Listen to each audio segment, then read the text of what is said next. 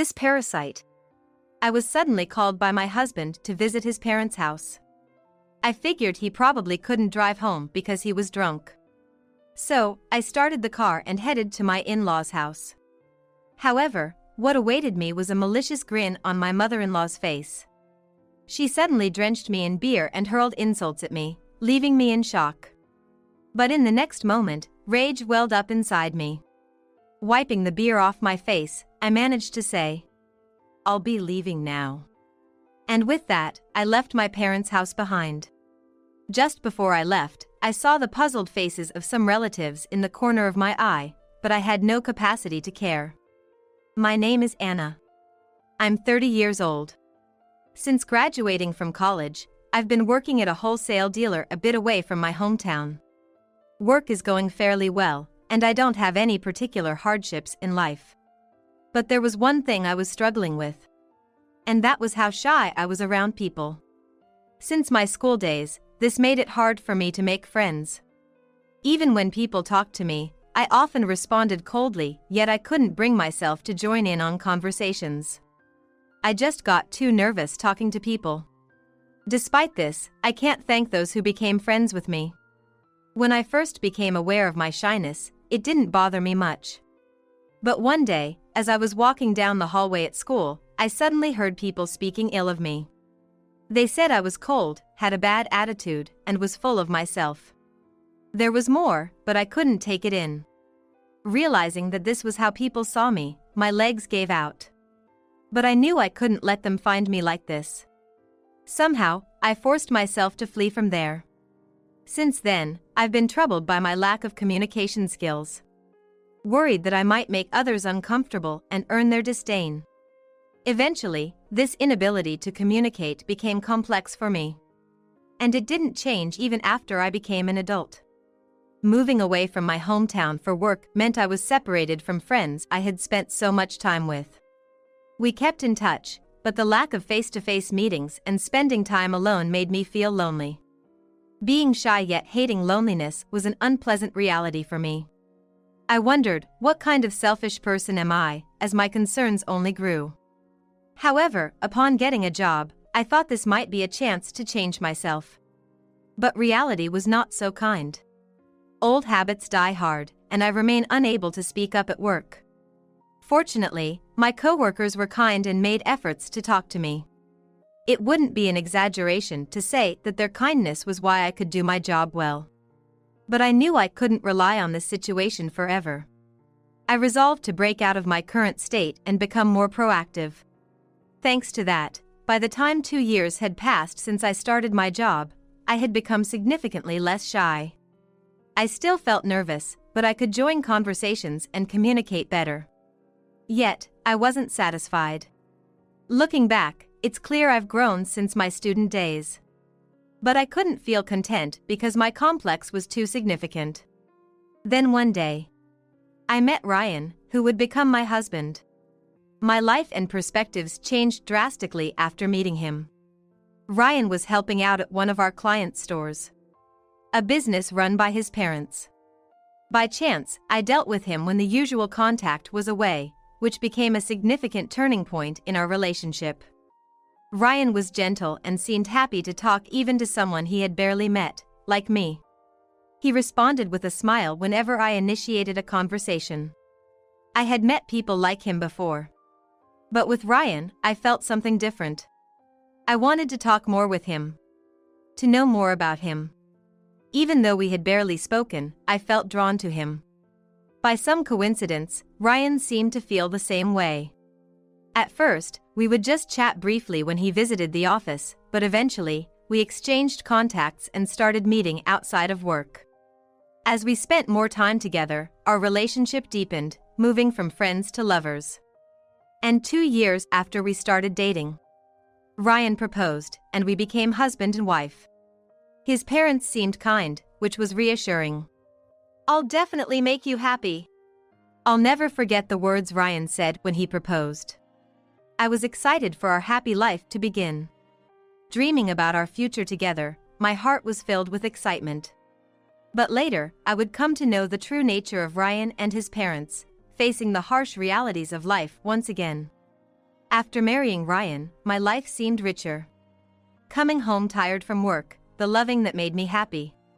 And he always had comforting words for me. It might seem like an everyday scene for a married couple. But for me, it was a source of happiness. Ryan helped out his parents' business while working at a company. Despite being busier than I was, he never showed his fatigue. "How's the store doing lately?" "Good, it seems to be going well." "When should I come help out next?" "Let's see."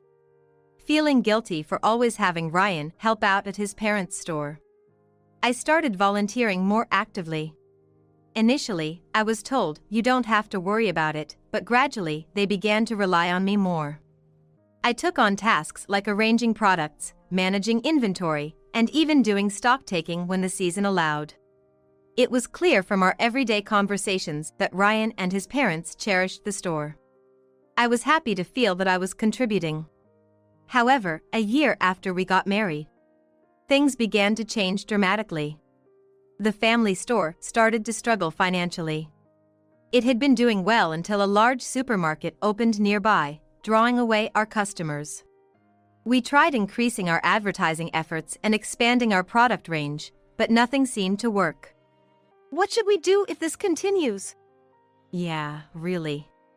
Every time I went to help, Ryan's parents discussed their concerns with desperate voices, making my heart ache. "It's looking bad, isn't it?" Ryan seemed different, too. It was understandable.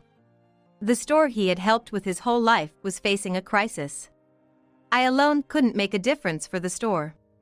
Yet, I was determined to do whatever I could to help with the store's management. But all my efforts were in vain, and the store eventually had to close. I couldn't help but wonder if there was something more I could have done, filled with regret. I couldn't find the right words to comfort Ryan's or my parents, struggling with the closure. This event led to a significant breakdown in our marriage. Ryan's parents, who were once kind, started treating me coldly.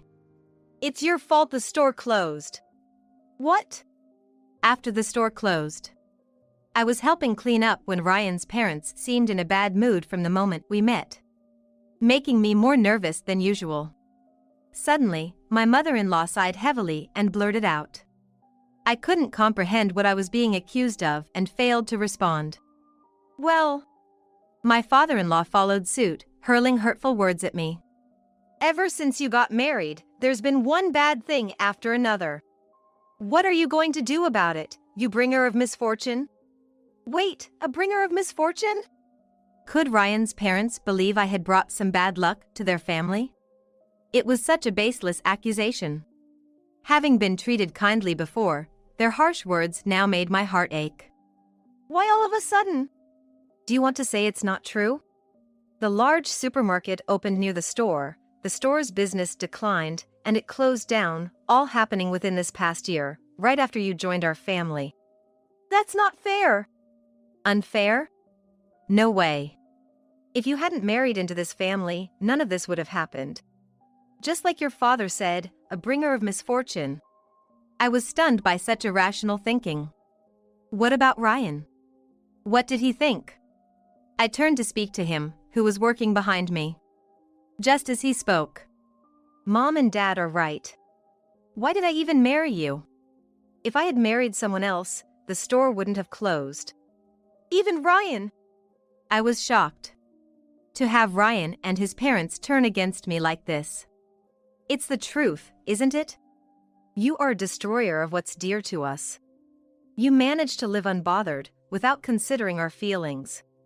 Ryan's expression was colder than I'd ever seen. His parents continued to berate me. And I wanted to run away then and there. But escaping would only lead to more harsh words, and I didn't have the strength to retort. I stood there, unable to do anything. From then on, the way Ryan and his parents treated me changed significantly. Returning from work, Ryan no longer greeted me with a smile. I no longer heard his voice, thanking me for the day or sharing his experiences joyfully. "Hey, dinner. Make it quick." "Sorry, I'll get it ready." "Stop dawdling. That's why you are how you are." Ryan gave me a cold look and words before turning his attention back to the TV he was watching. I knew that getting back to how we were before would be impossible. Even if we could, I can't imagine how many years it would take. I started preparing dinner, taking in visits to our house increased significantly. Either because they had nothing else to do after the store closed or just wanted to harass me. Honestly, their frequent visits were troubling. All they did when they came over was to complain to me. The more I look at you, the more unimpressive you seem. It's embarrassing that someone like you is my daughter-in-law. Ryan, why did you choose her? I wonder why I can't remember anymore. Hearing their conversation made me feel more saddened than angry. If he truly couldn't remember why he chose me, it meant he had lost interest in me. Not remembering is pretty harsh, isn't it? You don't really think it's that bad, do you? You caught me. Their bad-mouthing continued, blatantly making sure I could hear. If that's how it's going to be, should we get a divorce? I interjected, feeling humiliated. But the response I got was something I hadn't anticipated. Divorce? No way we're allowing that. Right, Mom? Yes. Divorce looks bad, doesn't it? What if Ryan ends up in a worse situation because of it? You can't take responsibility for that.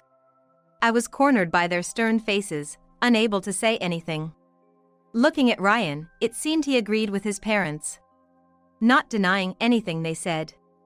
Despite mentioning it, I didn't have the courage to initiate a divorce myself.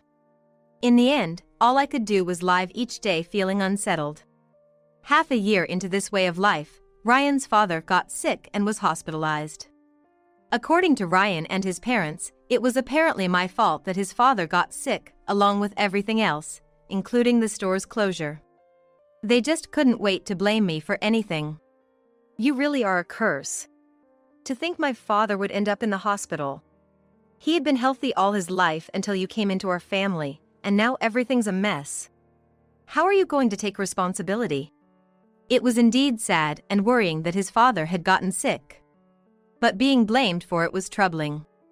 I'm at a loss here with you saying things like that. We're the ones who are truly at a loss. Ugh, this is just terrible. His mother dramatically held her head, sighing deeply. Don't cause any more trouble for Mom and Dad. Am I the one to blame? Obviously. Ryan glared at me just like his mother. I wondered why Ryan decided to marry me. Being constantly blamed made me question my existence. Hey, could you pay for Dad's hospital bills? The store's gone, and we're out of money. Of course. We both work, after all. I'm really sorry about this, it's her fault. It's fine, Ryan. You don't have to apologize. Without letting me have a say, it was decided that we would pay for his father's hospital bills from our joint finances. I understood that his parents were going through a tough time and had no issue with paying the bills. However, the fact that they didn't even consider discussing it with me left me feeling frustrated. It wasn't that I wanted to interfere, but it was a financial matter, after all. What? That dissatisfied look. Is it about the hospital bills? Haven't we told you it's your fault Dad is in the hospital? Besides, wouldn't you normally offer to pay? You're just as thoughtless as your mother says. It's not like that. Don't make excuses. Yelled at by his mother, I kept quiet. I knew that no matter how much I tried to explain, it would all be taken as excuses. Yes. I responded and didn't speak again after that. Even with his father's hospitalization, Ryan and his parents' attitude towards me didn't change. In fact, it seemed to get worse. Ryan began to bring up financial matters more often. It's your fault my dad's in the hospital. It's a good thing I earn more. Do you even realize how fortunate you are to live comfortably because of me? Honestly, our salaries hadn't changed. If anything, I earned slightly more. Yet, Ryan insisted he was the higher earner and became increasingly harsh towards me. I had shown him my pay slips and tried to explain the truth. But he never believed me. When I visited his father in the hospital, I was greeted with, "You curse. Who do you think caused all this?" His mother continued to visit our home, dishing out nothing but sarcastic comments. I was at my breaking point. I wanted to leave everything behind and escape. It was during this time that an unexpected opportunity arose. It was about 3 months after my father-in-law had been hospitalized. That day, Ryan had gone to his parents' house since the morning, leaving me alone for a brief respite. However, around noon, Ryan called me. "Come over here now," he said, his voice clearly indicating he was quite drunk. I replied lightly and drove to his parents' house. Upon ringing the bell, Ryan's mother, who seemed in high spirits, greeted me. "Oh, you finally made it." She appeared to have been drinking a lot, as the smell of alcohol was strong. Inside, as I expected, in addition to a drunk Ryan, there were relatives gathered that we usually only see during weddings and funerals. "We wanted to drink, so we called a bunch over." "Anna, you're here. Get me some water, quick." I was still trying to grasp the situation when I was met with Ryan's mother's malicious grin, holding a glass in her hand.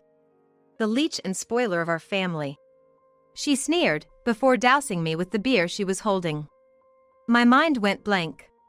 The smell of beer drenching me made me realize what had just happened. What a relief. "Mom, what are you doing?" In the next moment, anger surged within me. Wiping the beer off my face, I managed to say one thing. "I'm leaving now." With that, I left Ryan's parents' house. Right before I left, I saw the puzzled faces of the relatives, but I had no room to care for them. I went home and began to prepare for my return to my parents' house. Every time I saw the clothes stained with beer that I had discarded, the scene at Ryan's parents' house replayed in my mind. Since I didn't have many belongings, packing was done quickly. I could have headed straight to my parents' house, but I wanted to talk to Ryan one last time. So, I waited for his return. An hour after I left Ryan's parents' house, Ryan came home, panting. "Hey! What's this about suddenly leaving?" "Suddenly leaving? Don't you understand I left because I was drenched in beer? That was just Mom messing around. There's no need to be so upset about it." "Messing around? You think this can just be brushed off?" A single apology from him could have calmed me down a bit. But here, I was being blamed for leaving suddenly again. No need to hold back anymore. "Exactly." "What do you mean, exactly?" "That's it, I want a divorce. I've reached my limit." "Huh. Don't just say things like that suddenly. We should talk more about this." "There's no point in talking anymore. You're just going to blame me with your mother, aren't you? Here, the divorce papers. I've already filled out my part, just sign your part and submit it." Saying this, I pulled out the divorce papers I had kept in my bag and handed them to Ryan. "So, you had the divorce papers prepared all along?" "Because I'm serious. Preparing divorce papers is a normal thing, right? So, please take care of the rest." "Hey!" I pressed the divorce papers into Ryan's hand and left the house. I could hear him making a fuss behind me, but I decided to ignore it completely. After that, I headed to my parents' house. "Why didn't you talk to us?" The first time I explained the situation, I could tell my mother was angry even over the phone. Her kindness and my own inability to consult my parents sooner made me feel pathetic, and I started to cry.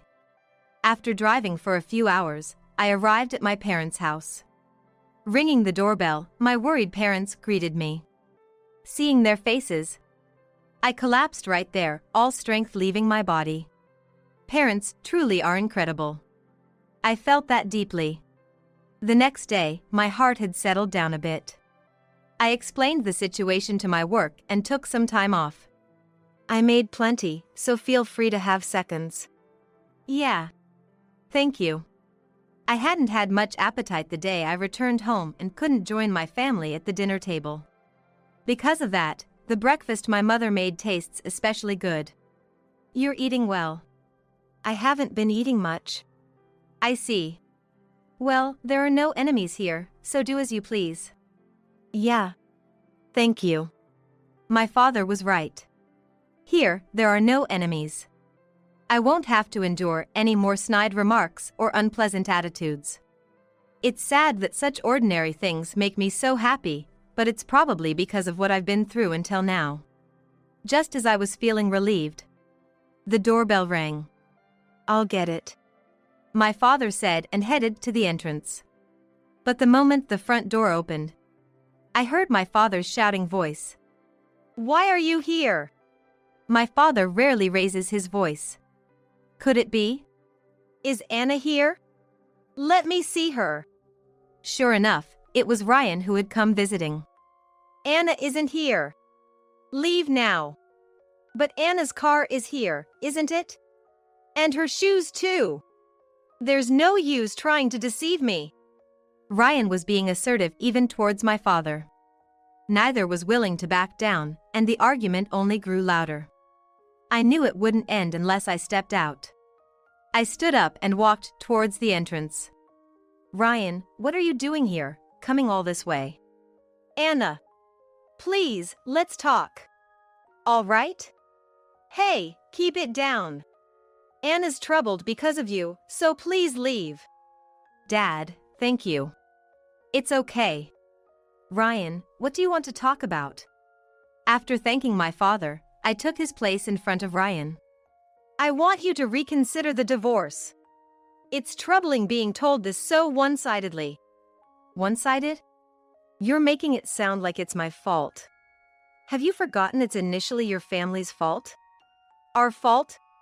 Ryan seemed about to grab me, but perhaps realizing he was crossing a line, he lowered his hand gently. Yes. All these unfounded accusations you make. Can't you see it from my perspective for once? And the divorce papers? There's no way I'd submit those. I threw them away. What are you doing? I told you to leave them out. I had considered he might throw them away. But facing reality still infuriated me. And you? Do you think you can live without me? Relying on your parents forever isn't going to work. It's like you were living off my earnings. His self-centered remarks made me doubt my ears. What are you talking about? I've shown you my paycheck multiple times, haven't I?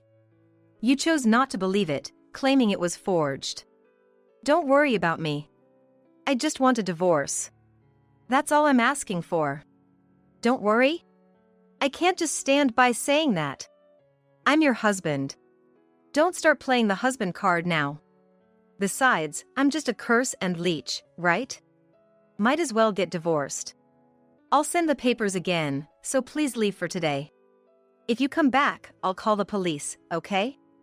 The police? He hadn't expected the word police to come up. Ryan left the house dumbfounded. Hopefully never to return. But knowing Ryan, he might take an action I can't even predict, maybe even conspiring with his mother. I sighed heavily, foreseeing an unsettled period ahead. 2 weeks later, Ryan and I were still not divorced. Although I had sent the divorce papers, they ended up being torn up each time. Considering involving a lawyer, Ryan messaged me asking to wait a bit longer. I could have ignored him and proceeded with a lawyer. But my anger had subsided enough to grant his last request. All right. I agreed and waited for further contact from Ryan. However, a month and a half later, Ryan contacted me with unexpected news. Is it true you moved? Indeed, I had moved to a new house. A high-rise condo worth $100 million. I felt bad always relying on my parents. So when I saw a property that perfectly matched my tastes and lifestyle, I didn't hesitate. Naturally, I hadn't told Ryan. Confused by his knowledge of my move, I froze. What? How do you know that? Well, out with it. After pressing him, Ryan finally confessed a few seconds later. I hired a private investigator. A private investigator? My voice echoed in the still sparsely furnished mansion. I thought if you were cheating, I could claim alimony. So, I figured why not have you investigated? Cheating? What were you thinking? If anyone should be receiving alimony, it's me. I have no obligation to pay you alimony. And why did you move to such a huge house? You're supposed to be broke. Why does it matter to you? What I do is my business. As I declared my independence, the other side of the phone suddenly became noisy. Prepared for anything. I was surprised when the voice that came through next wasn't Ryan's. Why hasn't the money for Dad's hospital bills been transferred yet? If Dad can't stay in the hospital because of this, what will you do? I'm getting a divorce. We're not related anymore, right? How can you say we're not related? You've said it yourself many times that it's your fault Dad is in the hospital. Can you not make such baseless accusations? It's really annoying. I said, a stark contrast from my previous timid self. I wanted them to understand that, so I spoke without holding back. My mother-in-law seemed slightly taken aback by my new demeanor but quickly tried to steer the conversation her way. Oh, acting all high and mighty, are we? Just so you know, I'm aware of where you live. I could come over and have a talk if necessary. Oh, planning on visiting? That's fine. It's not like it's a secret. Continuing the conversation over the phone seemed pointless. I boldly decided to invite Ryan and my mother-in-law to my house. You want to talk face to face, right? When should we do it? My invitation apparently caught my mother-in-law off guard. However, she quickly accepted it, perhaps seeing it as an opportunity, and started discussing her and Ryan's schedule with enthusiasm. A week later, Ryan and my mother-in-law arrived at my house. They were visibly astonished by the unfamiliar furnishings and amenities. Their expressions were comically surprised. Please, have a seat here. I directed them to the new sofa I had purchased and started the conversation. So, what's so important that you had to come over to talk about? Well, about your father's hospital bills. How are you going to handle it? Living in such a house is infuriating. And how could you afford a place like this? Are you seeing someone else besides Ryan? Throwing all that at me at once is a bit much, don't you think? Especially since the private investigator confirmed I wasn't cheating. My mother-in-law was visibly agitated. The old me would have been scared, but now I had nothing to fear. Firstly, about the house. I've been trading Forex. Forex? I didn't know about that. I had been doing Forex trading before marrying Ryan. It wasn't particularly profitable at first, so I didn't talk about it much. However, as I got better, I started making significant profits. By then, our relationship had soured, and I didn't feel like sharing. I was afraid he would take all my earnings. So, you've been using that money? Yes. I also used the profits from my Forex trading to pay for your father's hospital bills. It seemed like the best option considering our financial situation. But now that we're divorcing, I don't see why I should continue paying. You did all that behind my back. Originally, I was transferring money from your account to your mother's. And if you're making more than I am, there's no need for all this fuss, right? Considering Ryan's past comments, his panic was unwarranted. Who was it again that said our lifestyle was thanks to them? It sure doesn't sound like you were counting on my income. I never said that. What? Pretending you didn't?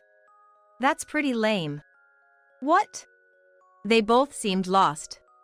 But there was no way I was going to wait for them to catch up. Seizing the moment to press my advantage, I spoke up again. But really, what's with the plague-bringer accusations? Knowing that such a person has been paying your father's hospital bills, doesn't that embarrass you? It seems like you're still hoping to get money out of me, which is just the lowest of the low. Childish, really. Or is it childish to be making these wild accusations in the first place? I didn't know about your financial situation. Even so, it's odd. To question me, a supposed plague-bringer and parasite, about your father's hospital bills. Shouldn't you be discussing this with Ryan? Ryan said he didn't know. With that, my mother-in-law turned to Ryan. Her gaze suggesting she thought herself blameless. Me? Do you even realize your father's been hospitalized? Why are you not aware? You leave everything to me, and when something goes wrong, it's all my fault. Unbelievable. Why did I ever marry someone like you? After throwing their words back at them, Ryan and my mother-in-law turned their faces away from me. Is there anything else you want to talk about? If not, I think we're done here. Wait! They had nothing more to say. So I was about to end the conversation. I don't want a divorce even now. Please, reconsider. Me too, please rethink this. It was clear their reluctance to divorce wasn't because they cared about me, but because they were eyeing my money. It's quite refreshing, but this is not the time to be impressed. Enough. I've been telling you I want a divorce. It's not me you're looking at, but my money. It disgusts me. Here's the divorce paper, sign it already. I have plenty of spares, so tearing it up like you always do is pointless.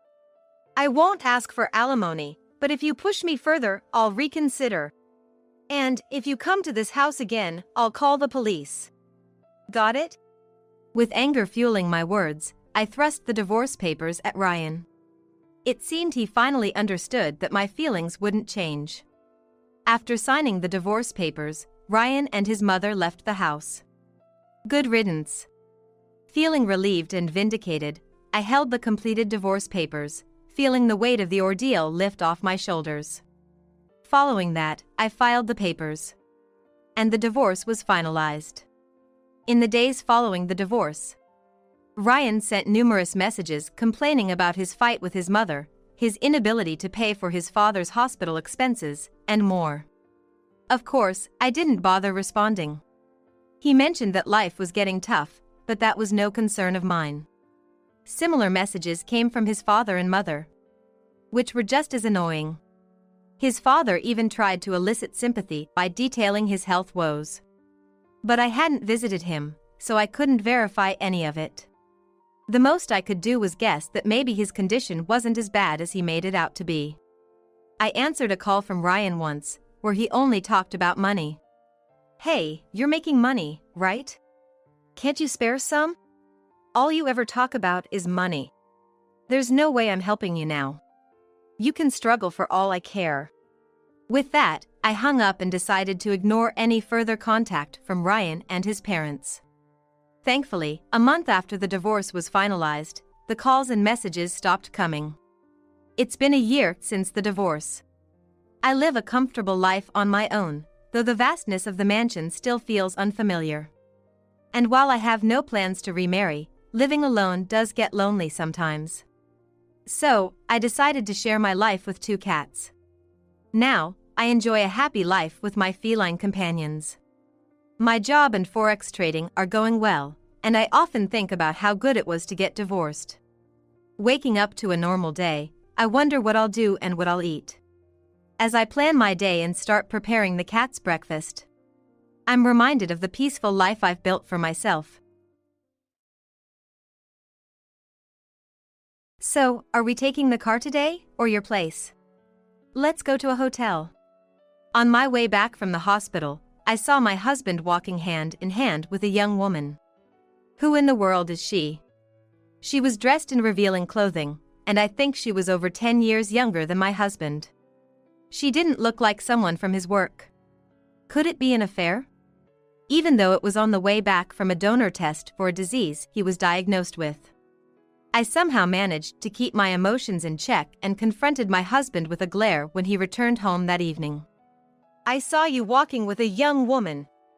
What's that all about? Betraying me like this is the lowest. How could you do something so awful? What do you think you are? Do you think you're such a great woman? Marriage is supposed to be supported by the man, and the moment a woman stops being a woman, it's over. Men always want young and attractive women. What is he talking about? There's no way marriage can fall apart for such selfish reasons. It seems like my husband is trying to justify his cheating. I will never forgive him. You menopausal hag are not needed. Should I divorce you? Divorce? I've been thinking about it for a while, but you never get pregnant, and as a woman, you're finished. You look old, and you're completely unattractive, so I've wanted to leave you. That's why I cheated and was drawn to a younger woman. It's obvious, right? Fine, then let's get a divorce. But don't forget, you're the one carrying a big bomb in your body. And who's going to help you with that? My name is Kelly. I'm currently working as an office clerk at a small-sized business. Although I'm working as a clerk, I originally joined the company as a salesperson. I'm back. Welcome back. How was it today? Well, I got brushed off lightly. I'm sorry, I couldn't secure the deal even though it was a project our coworker had been warming up. Don't worry too much about it. It can't be helped, so don't get too down on yourself. He was the coworker responsible for my training. He was truly kind to me. He taught me everything from scratch about sales, and I was trying my best to follow his teachings, but I think my personality, not being very assertive and shrinking away at even a slightly domineering attitude, wasn't suited for it. My sales performance was always closer to the bottom, and I felt out of place in the company. Because it was a small to medium-sized business, everyone was talking about working hard together to increase the company's sales, but I felt like I was the only one holding everyone back. I wondered if I should quit, or maybe I should switch to a different profession. That's when I started to think. Can I have a moment? Oh, what's up? I heard we're looking for a new office clerk. That's right. The company has grown a bit, and we're thinking of adding more people to handle the administrative tasks. Do you know someone who wants to apply? Not exactly. I was wondering if it would be okay for me to apply. I've been trying hard in sales for the past 2 years, but I haven't been able to produce much results. I feel like I'm dragging everyone else down. Even when there's a good project, I can't make it a success because it's me. There have been many instances like that. So, if it's possible, I'd like to work as an office clerk. I see. To me, it seemed like moving to an office clerk position and filling the sales position from outside would be beneficial for the company. Of course, I felt sorry for the coworker who had trained me, but it was also a relief for me mentally. I understand. I've heard from other employees about the struggles you're facing, and I think you can handle administrative tasks to a certain extent, so if you're okay with it, let's go ahead and make that change. Really? But about the salary, it's going to be what an office clerk makes, is that okay? Of course. No problem at all. Understood. I started working as an office clerk right away, and since I only had to deal with employees I got along with, there was no need to be overly cautious or tense. Indeed, the salary was less compared to when I was in sales, but being able to work without accumulating stress truly brightened my days. Then, through an acquaintance, I started dating a man, and both my work and personal life were fulfilling. I vow to always cherish you. Will you marry me? Really? You really want to marry me? Of course. I'll always protect you. I was overjoyed to the point of tears when my boyfriend proposed. I had always lacked confidence in myself, believing there was no one who would want to marry someone like me. That had always been my belief, so the proposal overwhelmed me emotionally. Moving from sales to an administrative position was also one of my complexes. I couldn't properly handle even a single task given to me. I had been a negative thinker originally and had convinced myself of this for a while. Of course, while the stress from work had disappeared, the fact that my self-confidence continued to diminish was undeniable. That's why I vowed to cherish him, the one who chose me. In my heart, I swore that I would. After that, our married life began, and we lived a problem-free life as a working couple. However, hey, could you cover the living expenses? In exchange, I'll save up. You mean I pay everything? Yeah. I'll take out my allowance and save the rest. That's okay, right? This is one of my flaws, but when spoken to harshly, I find myself unable to talk back. I was only making a modest salary as an office clerk, so after paying for rent, groceries, and utilities, there wasn't much money left over. Upon getting married, we moved into a reasonably large apartment and, though it was used, we also bought a car. We had agreed to split expenses equally, so I assumed that's how it would be.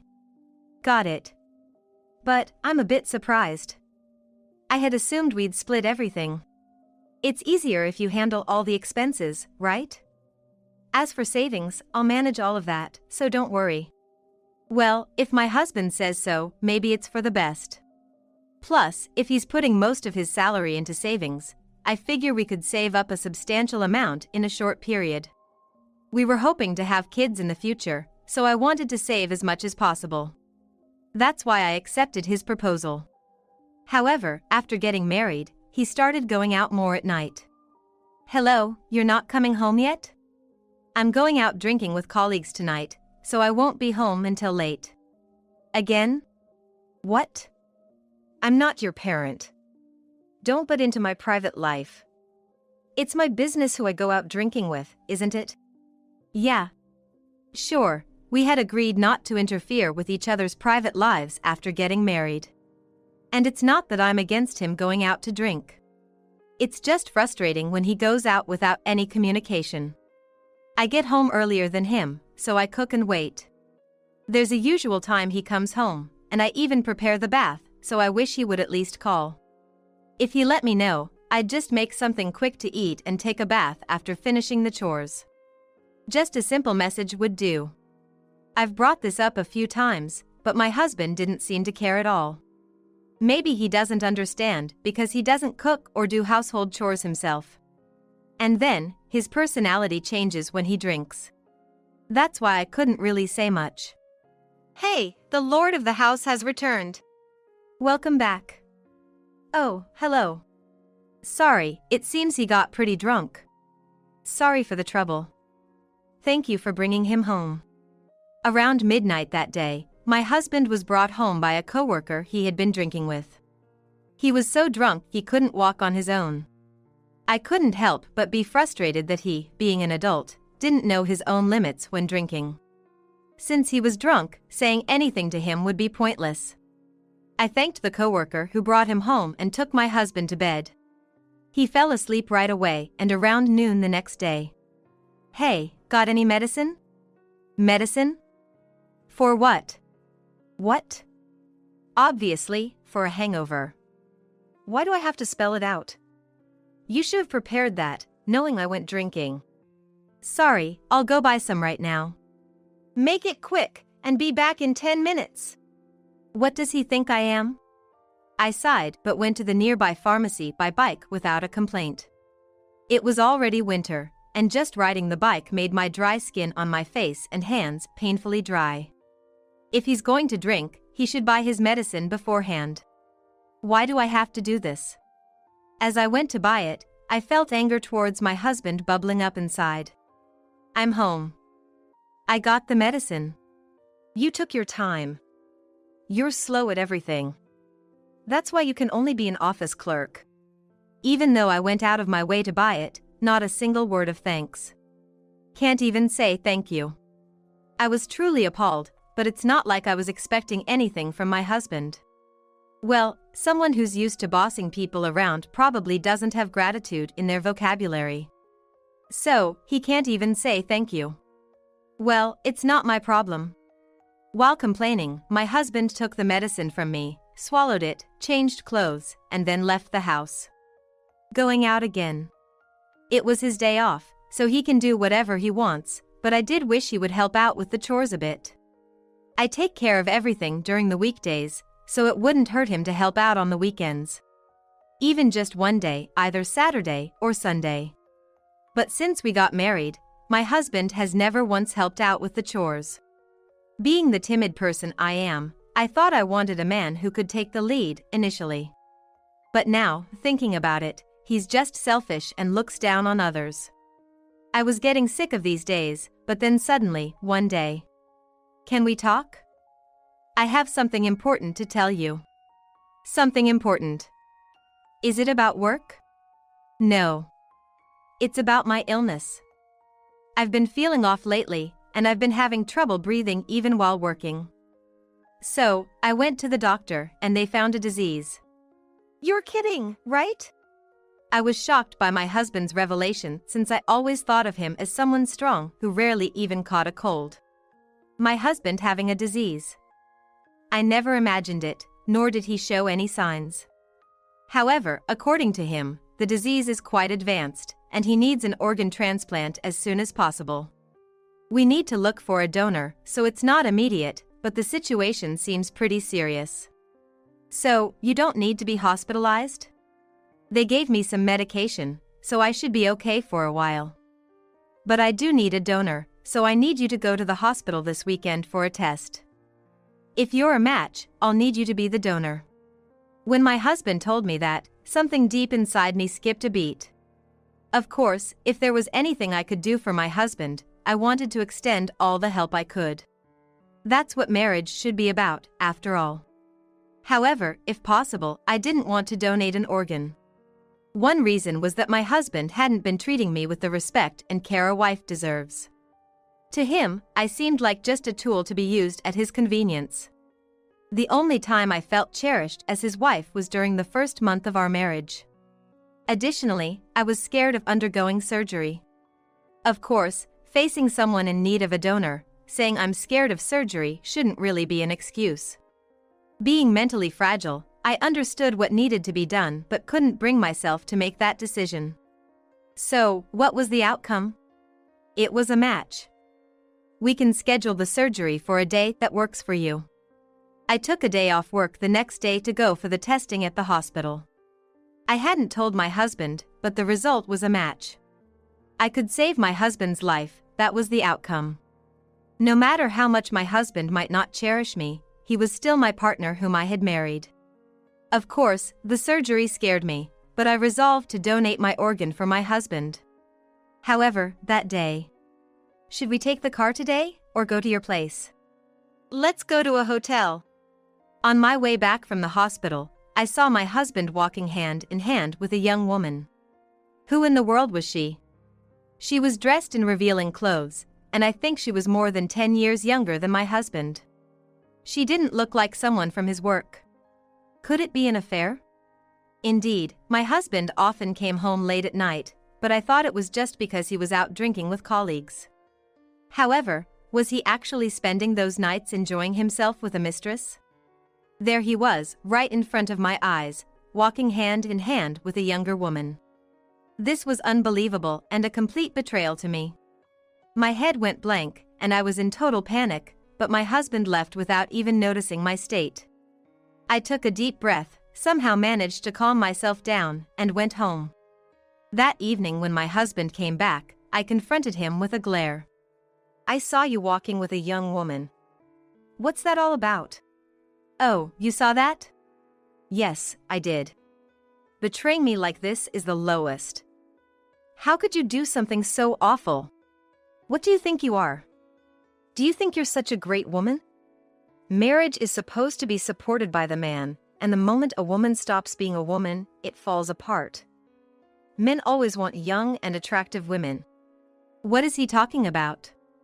There's no way marriage can fall apart for such selfish reasons.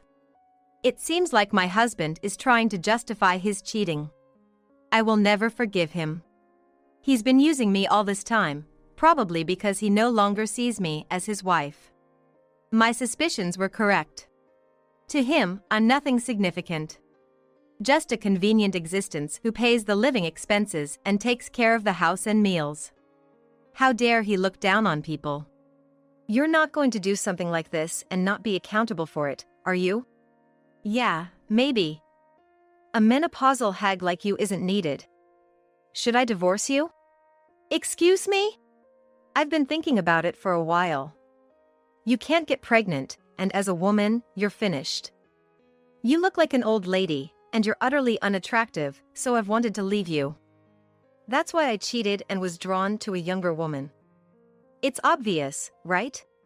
This is ridiculous. What does he think marriage is? I never thought he looked down on me to this extent. But, having it said so plainly, I actually felt relieved. He was sick, and he was my partner whom I had married. I thought I might have some mixed feelings, but now I've completely let go. He wants a divorce? then I'll gladly grant it. But let this be clear. I will never forgive what he has done. If you want a divorce, I'll give it to you. But don't bother me anymore. You better not come back begging for a remarriage. I'm cutting all ties with you. Understood. I said that and had him sign the divorce papers.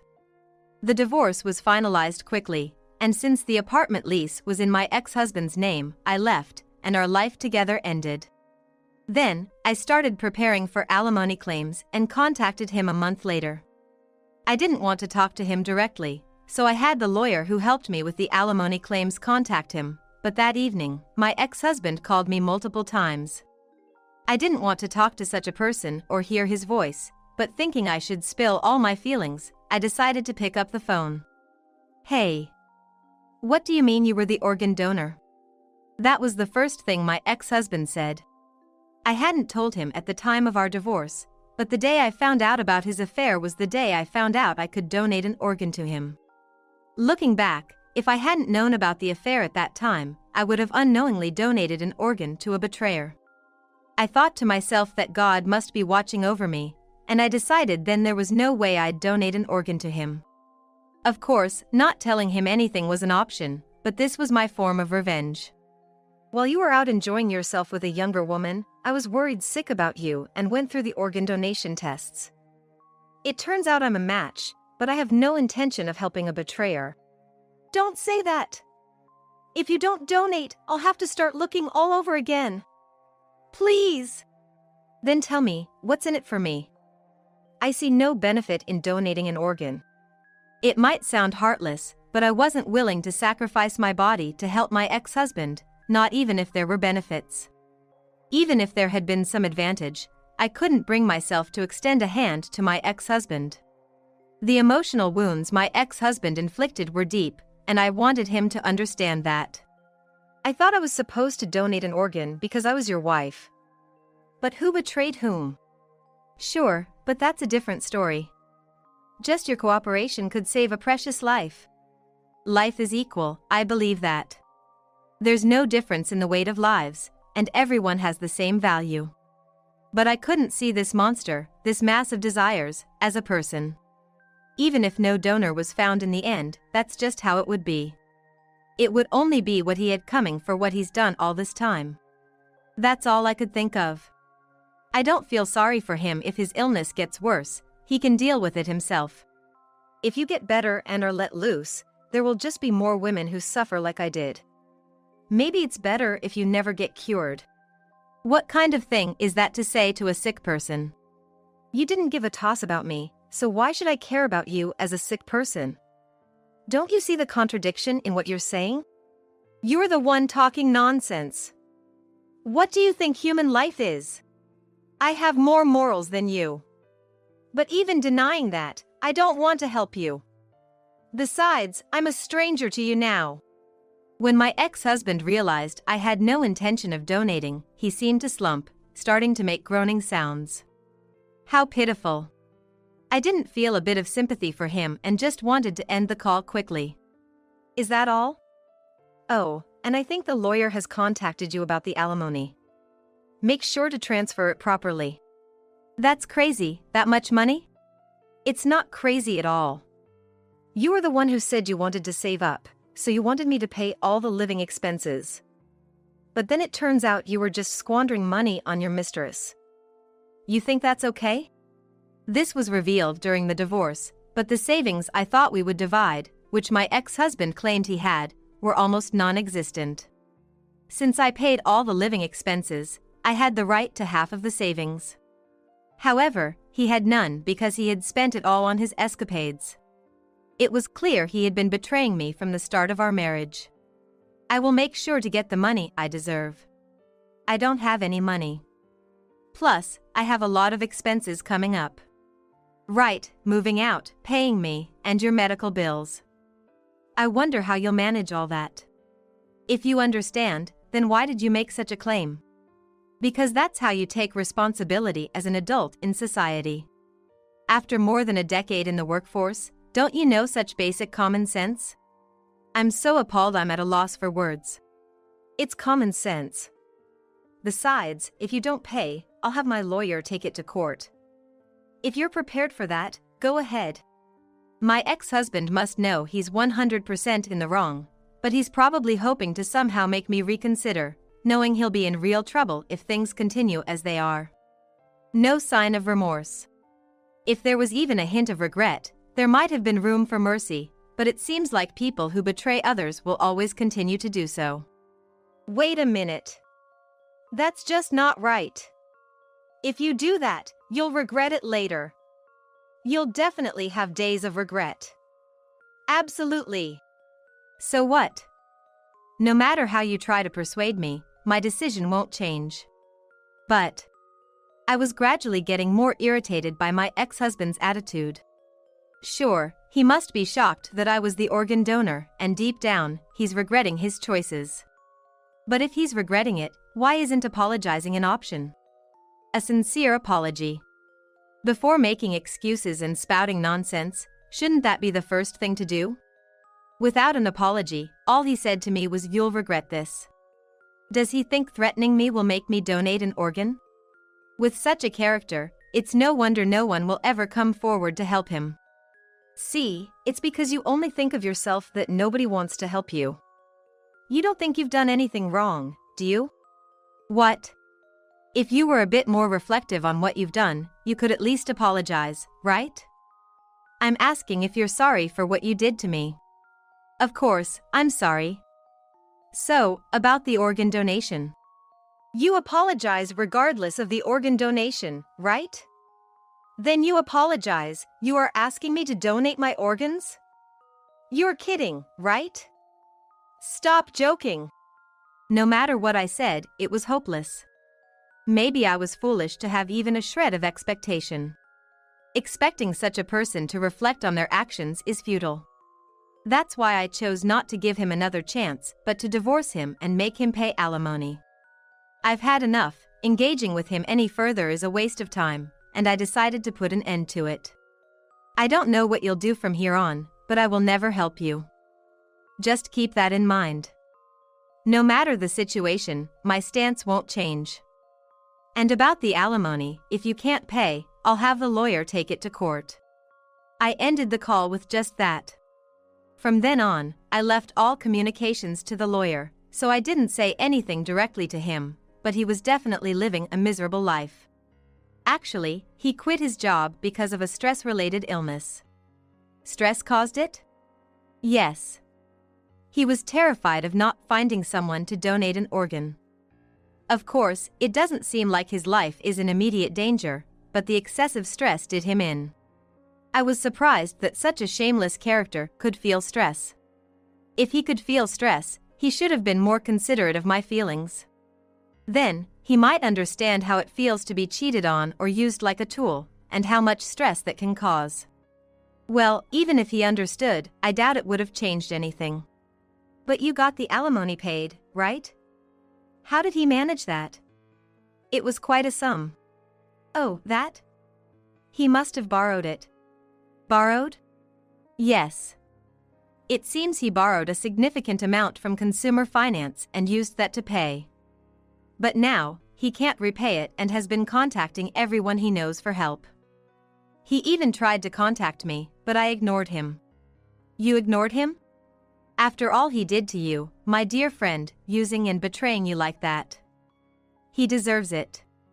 Not only is he not getting help from his friends, but now he's also fighting against loneliness on top of his illness. Well, this situation is entirely his own doing, and I think it's a hard lesson learned. If he can't even understand how despicable his actions were and how much trouble he caused me, then as a person, he's finished. Well, he's finished, and that's probably why no one is reaching out to help him. But maybe his affair partner would stand by him? Like a sole source of comfort? No, they've already split up. Really? Yeah, you haven't heard?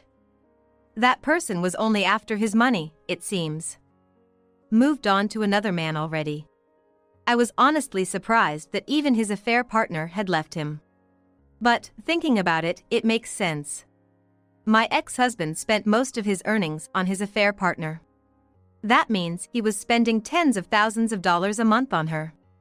For an affair partner, someone spending that much money on them every month is nothing but an easy mark. But once she realized she couldn't squeeze any more out of him, she disappeared. Seeing him treated this way made me wonder if he'd end up distrusting people, but if he did, in the end, it's all his fault. Well, since he used and deceived me for so long, if he gets deceived and used himself, he can hardly complain. He's done the same thing. That's right. Well, we don't know what will happen to him from here, but it's none of our business anyway. You're right, thinking any more about my ex-husband is pointless. I've completely forgotten about him and am enjoying my second life. As an office worker, my salary is still low, and it's not exactly a fulfilling job. But being needed and appreciated by my coworkers makes me feel that it's good to be doing this job. I still think about the organ donation situation from time to time. Even considering everything my ex-husband did, there will always be people who criticize my decision to refuse organ donation. Morally, it might be argued that my choice was wrong. But everything is the result of the choices he made, and I have no regrets about mine. Whatever suffering he endures from here on out is none of my concern. Let him continue to suffer for his sins, that's how I see it as his atonement. Marriage isn't just about paperwork. It's a declaration of intent to support and help each other no matter what. But someone who easily betrays that commitment will eventually be betrayed themselves, and what they've done will surely come back to them. To avoid becoming like my ex-husband, I plan to continue valuing the people and environment around me and live my life accordingly. My name is Natalie Irwin. I'm a 33-year-old stay-at-home mom. I work in a specialized IT field. My husband, Henry, who is 2 years my senior, is a hard-working salaryman at a mid-sized company. We are in our 5th year of marriage, and we have a 4-year-old daughter named Anna. My daughter loves playing with dolls, and Henry is always so sweet and doting on her. He's always ready to buy her toys and clothes, and I spend my days gently dissuading him with a laugh. I don't want to cut corners with my work or house chores, always thinking about how to manage my tasks more efficiently each day. Henry never forgets to express his gratitude to me. "Natalie, thank you for everything." And when he has some free time, he always helps me out. We've come this far, hand in hand, in housework and parenting. Henry has been a good husband and a good father, by all accounts. We're a happy family, to anyone looking in. But, on the surface only. I know my husband's secret. He's having an affair. In other words, he has a mistress. I found out by accident. When I went to pick up our daughter from kindergarten, I saw him walking with a woman I didn't recognize. At first, I was shocked and thought maybe she was a colleague from his office. But after secretly following them, I saw them enter a hotel meant for such encounters, and my hopeful assumptions were dashed. I was stunned that day, even arriving late to pick up my daughter. I apologized to my slightly upset daughter and went home.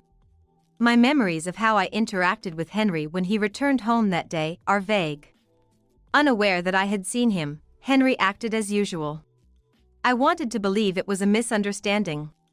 But a calm part of my mind denied that possibility. Since then, I've started to investigate around my husband a bit. Maybe I wanted to find evidence to refute what I had seen. However, the more I found, the more the evidence reinforced the fact that Henry was having an affair. I gave in and acknowledged it. Henry is having an affair. Once I accepted that, he suddenly seemed like a repulsive creature to me. Divorce crossed my mind. I at least wanted a smooth divorce. But I wondered if a friendly separation was even possible under these circumstances. Custody, alimony, child support, the issues were numerous. But I had no intention of forgiving my husband anymore. I made an effort to act normally, so Henry wouldn't suspect anything. Every time Henry touched our daughter, I screamed inside my head, "Don't touch her with those dirty hands that have touched another woman." So, very naturally and subtly, I started to keep my daughter away from Henry. Fortunately, he didn't notice. Is this for my daughter's sake? No, it's for me. Because I can't stand it. While questioning myself, I quietly continued to gather evidence of his affair, even using a detective agency. Then one day, I found out Henry and his mistress were touring various wedding venues for their dates. Henry was managing to carve out time for both his family and his mistress. Of course, he was lying to me when he met with his mistress, but I pretended not to notice. I was astounded that he couldn't direct his passion towards something else. I decided to follow Henry and his mistress on their date. Pretending to see off Henry, who said he was going to work on his day off, I left the house too. I had left our daughter with my parents. Thinking my usual car would be too obvious, I rented a car for the day. After confirming the mistress getting into Henry's car, I followed them at a safe distance. I might say, my tailing skills weren't too shabby. Henry's car slid into the parking lot of a wedding venue. It seemed there was a by-appointment viewing event going on. I parked my car in a nearby lot and waited for the two to come out of the wedding venue. And then, the moment finally arrived. As they came out of the wedding venue, all smiles, I made my move. Huh? Henry? What are you doing here? Eh? Feigning surprise, I called out to him, and he stood there agape, recognizing me, someone who shouldn't be here. His face turned pale and drained of blood in the next moment. Eh? Natalie? What are you doing here? I thought you were going to be at home all day today. Oh, I suddenly had some free time, so I was having tea with a friend nearby. Right now, my friend is on a call, so I'm waiting. While spinning this lie, I stared at the woman hidden behind my husband. I couldn't see her face, but it seemed she was just as surprised by my sudden appearance as Henry was. And who let this lady be? And a wedding venue, what was the purpose? Well, this is... My husband stammered. I let out a sigh and looked down sadly. Just kidding. I'm sorry. I've been causing you pain, haven't I? I already know that you have another woman you love besides me. My husband's eyes widened in shock. I purposely moistened my eyes. I'm sorry that because of me, you couldn't vow your eternal love. Natalie! I didn't mean... It's okay. Don't say anything more. Please take this, I said, pulling out a signed divorce paper and a gift envelope from my pocket. I placed them in Henry's hand and smiled at him, making sure to let a single tear fall. Even if we part, I'm rooting for you. Thank you for everything. Be happy. Henry looked stunned, gazing at my face. I quickly pulled away and, without heeding Henry's call to stop, I hurried off. Then, I got into the car and made my way home. By then, my tears had already retreated. It was all an act. Henry was probably planning to make some excuse. Something like, this is a misunderstanding, or, she and I aren't in that kind of relationship. But I didn't listen to any of it. Instead, I played the part of a noble woman who wishes happiness for the person she loves. Was my acting a bit too much? But, perhaps going overboard was just right. I felt like I had become an actress, but since I planned to continue deceiving my husband and exacting my revenge thoroughly, it wasn't a mistake. I returned the rental car and caught a taxi home. Upon arriving, I first checked the luggage I had packed earlier. I loaded my and my daughter's belongings into the car and then waited for Henry to come home. Checking my phone, I found dozens of calls and messages from Henry. The phone kept ringing while I waited, but I ignored it completely. Soon, I heard the hurried sound of someone entering through the front door. Natalie! Are you here? I'm here. Welcome home. I'm home.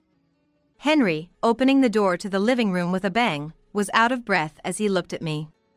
I calmly replied and looked back at him. A moment of silence. Henry was the first to break it. Natalie, about what happened earlier. Did you submit the divorce papers? As I ignored Henry's attempt to speak and asked, he shook his head vigorously. Then, he pulled out the folded divorce papers and the envelope from his pocket and thrust them at me.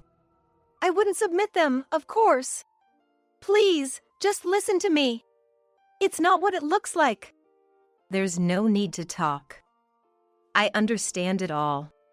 It's okay. I'll step back gracefully. As I said this sorrowfully and looked down, Henry became even more flustered. No, you've got it wrong. It's a misunderstanding. She's just an acquaintance. Just someone you know, and you go to a wedding venue with her? Well, that is, actually, her boyfriend suddenly couldn't make it to the viewing, but she still wanted to get a feel for the atmosphere, so she asked me to substitute. That must have been an excuse Henry desperately thought up on the way home. I smiled slightly, making sure Henry couldn't see. How absurd. Then you should have just said so in the morning before you left. Saying you had to work on a holiday. You lied because you had something to hide, didn't you? That's... I thought you would worry. Being lied to is far more worrying, don't you think? You did something that would obviously make anyone think you wanted to see her so badly. Or was it intentional? Did you lie on purpose to test me? Henry fell silent. If you're going to lie, you should have prepared your story better, like me. I sighed softly. There's no need for excuses. As I said earlier, I had already sensed that your heart belonged to another woman. It must be my fault. Because I couldn't keep your heart, you ended up committing such a despicable act as infidelity. No, that's not it. It's not Natalie's fault. It's my fault. I was weak as a husband and as a father. I watched Henry tear up with a feeling of disgust. Truly shameless. If he had any awareness as a husband or a father, he wouldn't resort to infidelity. This man doesn't deserve to cry. Please, let's get a divorce. I still love you. You're still important to me. Of course, that was a lie. I want the person I love to be happy, even if it's not with me by their side. Natalie.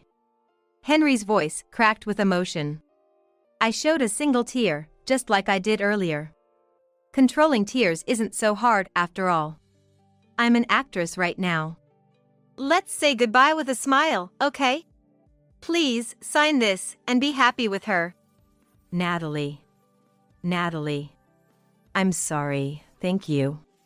Henry, with tears streaming down his face, shakily signed the divorce papers. I doubt this was an act from Henry, but that just made me question his nerve even more. To play the tragedy after causing all this with his infidelity. Even though I was the one who led him to it, watching my husband silently sign the divorce papers made me wonder why I ever married such a man, leaving me with a hollow feeling. He didn't even mention our daughter once throughout this whole ordeal.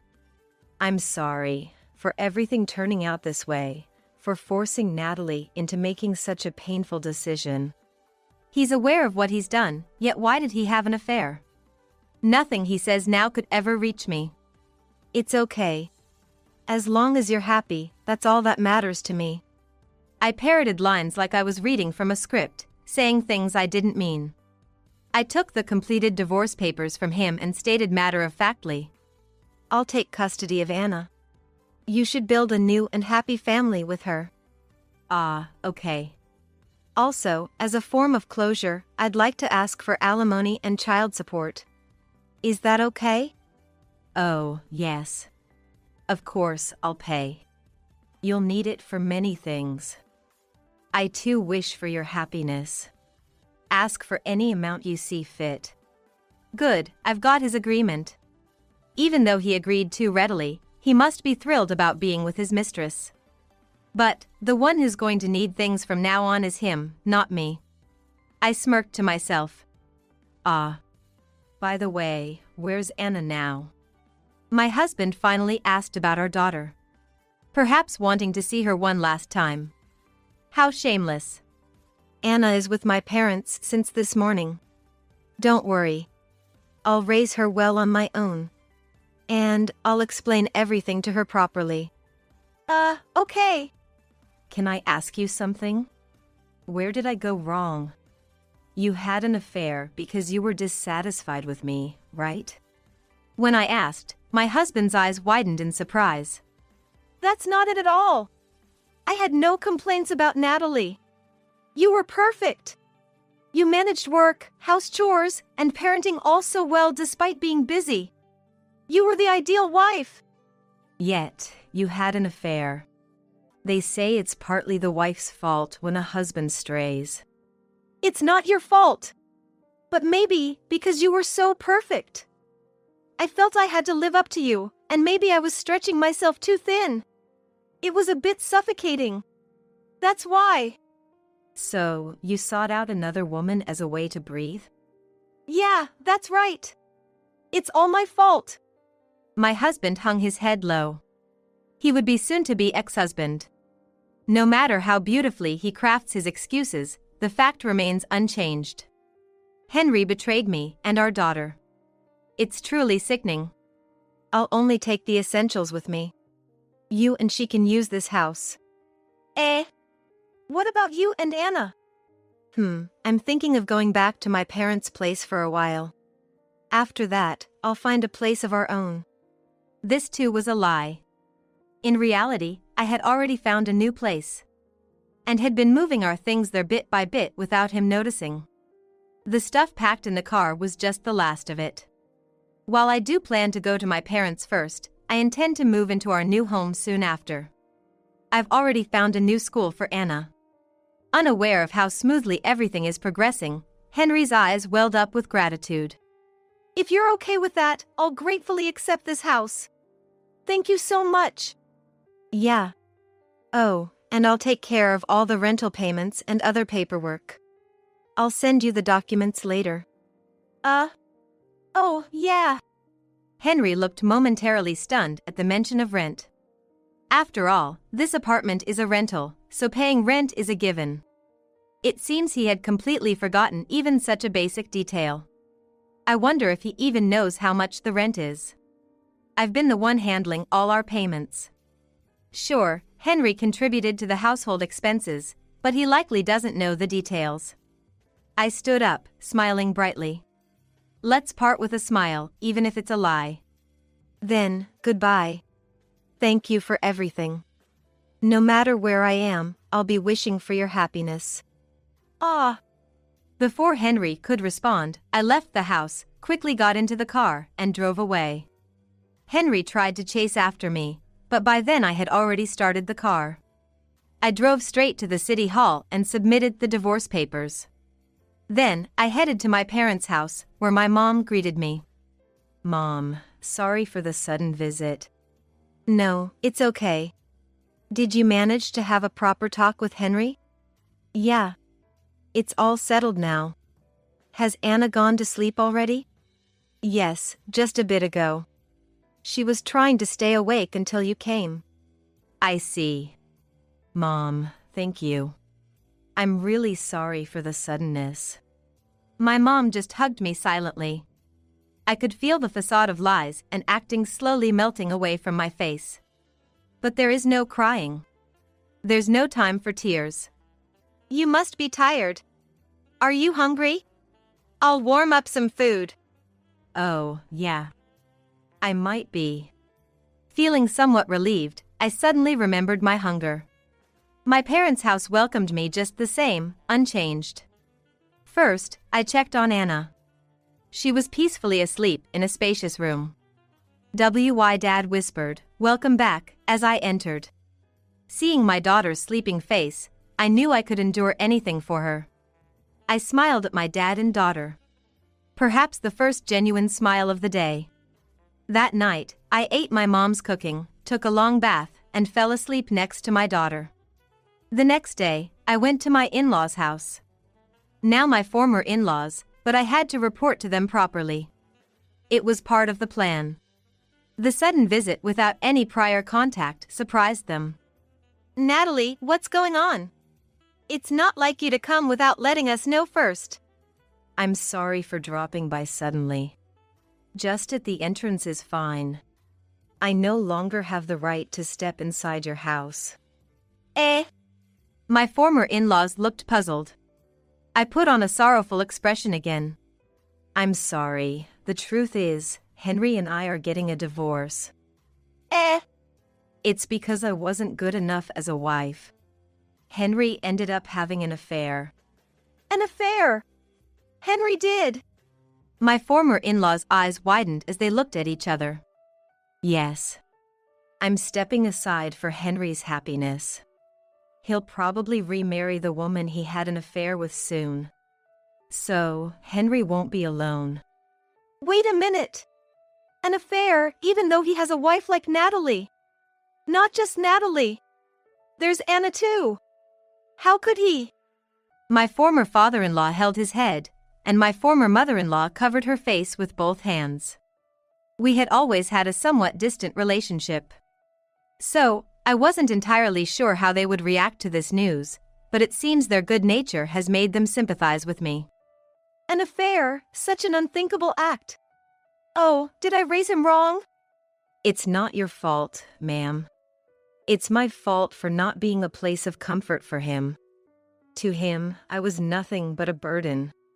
It was natural for him to seek relief outside our home.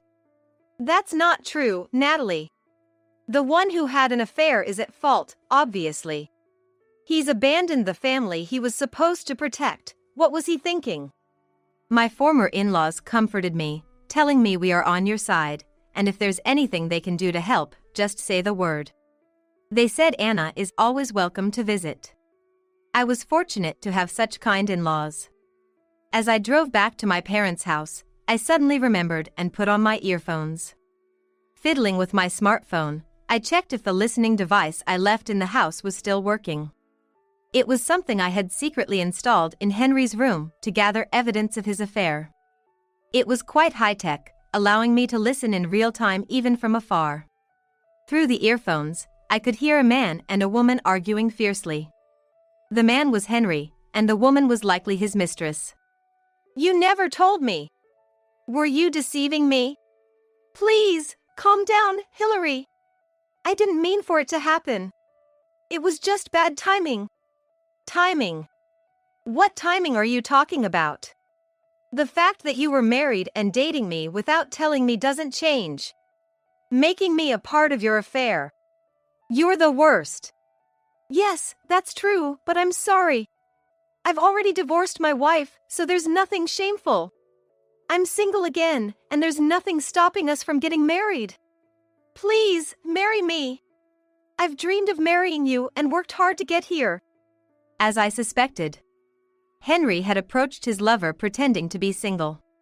This was also suggested as a possibility in the report from the detective agency, so it made sense to me. Moreover, Henry seems to have lied about his age. All that just to date a younger woman. I'm done listening to any excuses. It's confirmed, Henry is the worst scumbag. I recalled the mistress's profile in my mind. Her name is Hillary Reed. She's 26 years old. Her father is the president of a company that everyone has heard of at least once, and she works there as an employee. In other words, she's a president's daughter. The nature of Hillary's meeting with Henry is speculative, but it's likely work-related. I turned off the listening device for a moment and called Henry on hands-free. Hello? Hello? Henry, it's me, Natalie. Natalie. What's up? Did you forget something? Henry's voice tried to maintain calm, but I could hear the undeniable panic beneath it. Given the situation, it was only natural, but I pretended not to notice and continued. Forget something. I guess you could say that. I thought I'd give you a parting gift. Eh? You know, Henry, you're planning to remarry your girlfriend, right? Naturally, you'll have a wedding ceremony, won't you? I added in my mind, considering you were attending viewings. Yeah, that's the plan, but... About that wedding, if you're interested, I have a friend who works at a venue. It's quite a large place, you know. Celebrities have their weddings there. I don't think you'll get this chance again. Eh? That's a generous offer, but are you sure? Yes. It's your new beginning, Henry. I want to celebrate it too. I'll talk to them. I think they'll be quite accommodating. Natalie, thank you. I'll talk to her right away. Do that. I'll send you a brochure later. It's your big day, after all.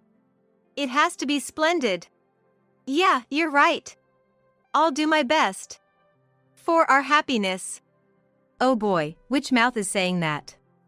Anyway, this should keep Henry busy trying to please her with this and that. It's almost funny how things are going exactly as I predicted, making me smile. I decided to make another call. Hello. Nice to meet you. My name is Natalie Salinger. Minutes after ending the call, I let out a breath. The appointment with the other party was set. This means my part in this is almost done. Now, just the final touches remain. Suddenly, I longed to see my dear daughter. Time to head home. I turned the steering wheel, hurrying back. About half a year later, I received a call. Hello? Natalie. Is that you? It was Henry's voice that came through, letting me know my plan had worked. Henry? What's up? You sound rushed. I suppressed my joy, responding calmly. He announced in a voice tone of extreme confusion. What am I gonna do? I got fired. Oh, really? Yep, just as expected. That's it. That's it. But we're strangers now, right? It's a bit troubling you're telling me this all of a sudden. I replied as if I was also perplexed, and Henry groaned. I decided to indulge him a bit. But why were you fired all of a sudden? I don't know. I went to the office in the morning, and suddenly they called me in and said I was fired. I'm so confused.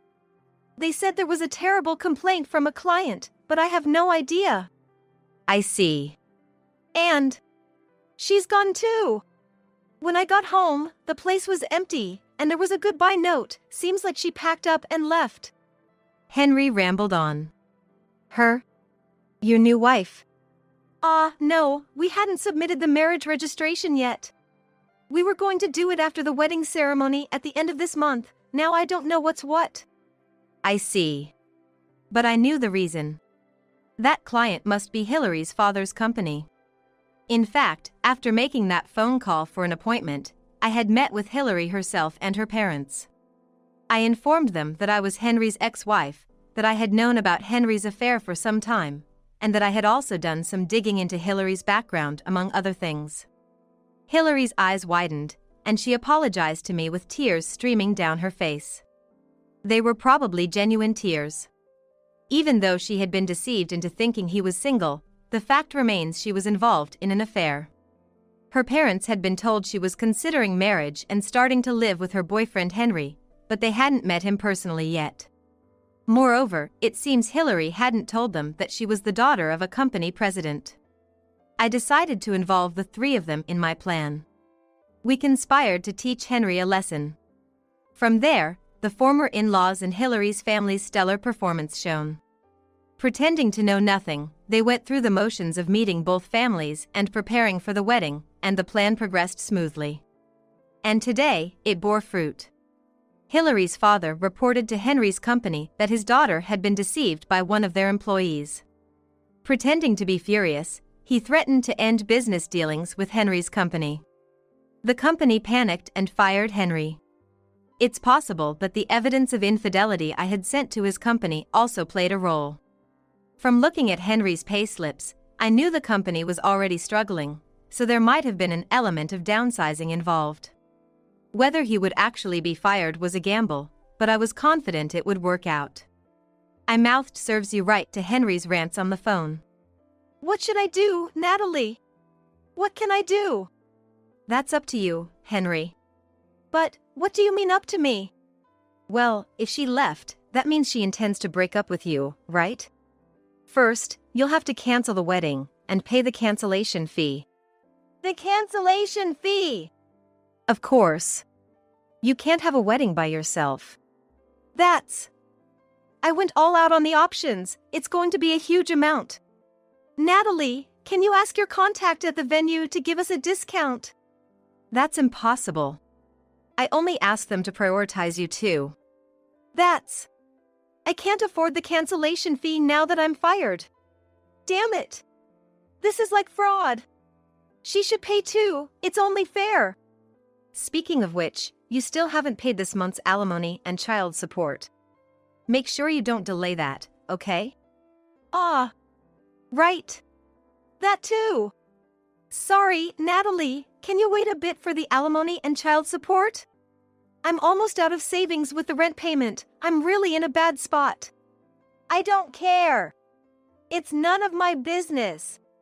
If you're even a day late, I won't forgive you. You reap what you sow for having an affair. Suffer all you deserve. I rejected Henry's requests, venting my frustrations as I did. Henry gasped for breath. I hung up the phone and let out a long sigh. Then, remembering I needed to contact the former in-laws and Hillary, I picked up my smartphone again. Afterwards, Henry managed to pay the cancellation fee for the venue using the little savings he had left, the money Hillary left behind, and by taking out loans. It seems there was a discussion between him and Hillary, but in the end, they decided to part ways. As for me, I ended up receiving alimony from Hillary as well. Despite not knowing, being involved in an affair is still an affair, and Hillary insisted on settling it as a matter of principle. Henry was cut off by the former in-laws and, to pay off the alimony, child support, and his debts, he's been working tirelessly day and night. My daughter and I moved into the new home we had prepared. Life is still ahead of us. Together with my daughter, we'll make it through. My mistress is pregnant, so please divorce me. Owen pleaded over the phone. I understood his feelings all too well. But was there really a need to throw my belongings into the yard? I get where you're coming from, but shouldn't we talk things over before getting a divorce and finding a lawyer? Besides, we need to sign the divorce papers. It's all ready, he said. Sure enough, when I checked, I found the divorce papers and the lawyer's contact. He seemed serious. Holding the divorce papers, I smirked, thinking to myself, all right, just as planned. I'll contact the lawyer. Thank you, he said, sounding relieved. After hanging up, I arranged for a company to move my belongings. Now, I need to contact Mila, I thought, intending to report to her for all her support. At that moment, I had mixed feelings about everything going according to plan. My name is Camila Smith, a 27-year-old working woman. I've always admired my hardworking mother and wanted to be like her in the future. Owen, my husband, has been supportive of this dream. I love seeing you work towards your goals, Owen would say, complimenting me. Our relationship started back in high school. He approached me while I was studying in the library. That was the beginning. You're always studying, aren't you? Would you mind teaching me? Sure, I don't mind. As we studied together, we became aware of each other and eventually started dating after Owen confessed. It was true I had never been interested in romance before and was thrilled to have my first boyfriend. Camila, you're grinning like an idiot. Is that obvious on my face? Because of this, I was often teased by my best friend, Mila. Mila looks exotic and her appearance made her an outsider among others. Your eyes are so beautiful. I'd love to be friends with you. I was drawn to her stunning green eyes and approached her, becoming friends. There were times when I felt embarrassed to stand next to Mila, who grew into a beautiful woman, but Owen assured me, Camila, you're beautiful too. I prefer you, allowing our friendship to remain strong. So far, I've lived a trouble-free life with my in-laws and am grateful for my husband and friend. Owen, please put your laundry in the washing machine. Oh, yeah. Sorry. Owen is perfect as a boyfriend, but as a husband, there are some things left to be desired. It's his sloppiness. Clothes left where they were taken off, dishes left out after eating, and his smartphone just left lying around anywhere. When we were living together, I felt a maternal instinct towards him and wanted to do everything for him. However, that feeling turned into dissatisfaction after we got married. We're both tired from work. At least you, who get home earlier, could do the bare minimum. Owen and I work at the same company, just in different departments. I'm in sales, dealing with international clients. And Owen works in an administrative role. Sometimes, I have to adjust my schedule to meet with clients, which means I get home late. Because of this, Owen often gets home earlier than I do. I get it, but Owen always says, laughing it off. I've always let it slide because I have a soft spot for him. But when I think about the future, especially if we have kids, it seems necessary to address this sooner rather than later. Hey, Owen, I don't want to say this, but when we have kids, do you think we can show them how you are now? When I said that, Owen sincerely apologized. You're right, sorry. However, his body remained on the sofa, unmoving. If you understand, could you get moving? I'll do it later, he said, his gaze still fixed on his smartphone. I sighed at him and ended up cleaning up myself. This is why he never learns, because I always end up taking the first step. Maybe we're just alike in that regard. Well, I get how you feel, Camila. In the end, it's faster if you do it yourself. Exactly. Plus, at my parents' house, everyone did their own thing and it was always clean, so I guess I just noticed these things. Mila laughed in agreement. True. It was always clean whenever I went there. Mila works at the same company as us, in the same department as me. So, I often end up venting to her during our breaks. Well, Owen's family is more laid back, isn't it? Mila knows both our families well. My house was always about my career-focused mom, supported by my stay-at-home dad. However, my mom always made sure to show us love and didn't just leave the housework to my dad, she actively helped out. Growing up in that environment, I can't help but be bothered by Owen's behavior. On the other hand, Owen's parents are more relaxed, and housework is done by whoever notices it needs to be done. Well, Owen is definitely taking advantage of Camila's good nature, and she's letting him. If you want to keep your marriage healthy, you really need to talk it out. Mila advised. I nodded at her words. It's fine now, but if something were to happen to me, Owen would be helpless on his own. Plus, because of my department, I sometimes have to travel abroad. Coming back from a trip to find the house a mess and having to clean it up without a break is becoming the norm. We'll definitely have a proper talk for both our sakes, I said. Mila smiled, showing her support. Since then, I've been nagging Owen more than before, trying to get him to change even a little.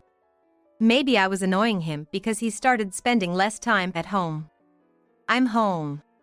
Welcome back. You're quite late, aren't you? That day, Owen came home when it was almost the next day. Waiting for his return and preparing dinner, I couldn't help but speak sarcastically. He made a displeased face. Can't help it. I have social obligations too. Even so, a quick message wouldn't have hurt. Lately, Camila, you've become really nagging. You used to laugh it off. I couldn't help but get annoyed at Owen's grumbling. Sure, I had been cleaning up after him despite complaints. But it wasn't like I was okay with it. I've mentioned this before, right? Until now, I was just taking the initiative. Mila probably wouldn't nag me like this. Too bad, but she agrees with me. In fact, I think she'd be even stricter. If you prefer Mila so much, why don't you switch to her? I retorted, feeling irritated at Owen's words. Finally realizing I was angry, Owen looked at me with a start. Sorry, I was just irritated from work. I said something unpleasant. The one I love is only you, Camila. Owen said with his usual smile. Reflecting on my immaturity, I took a deep breath to calm myself. I was the one who spoke harshly. I'm sorry. Owen laughed, saying, both are to blame. That smile was indeed what I was drawn to, but at that moment, it felt shallow. Why can't married life go smoothly? The next day, eating lunch alone, I sighed. Today, Mila had a meeting with an overseas client, so our brakes didn't align. Are things not going well with Owen? Then, a woman spoke to me in a somewhat mocking tone. Isla. I sighed inwardly at her appearance. She's Isla Brown. Although not anymore, she used to be under my supervision. That's none of your business. Wow, you're scary. That's why your marriage is in trouble, Isla chuckled. Our compatibility was frankly bad.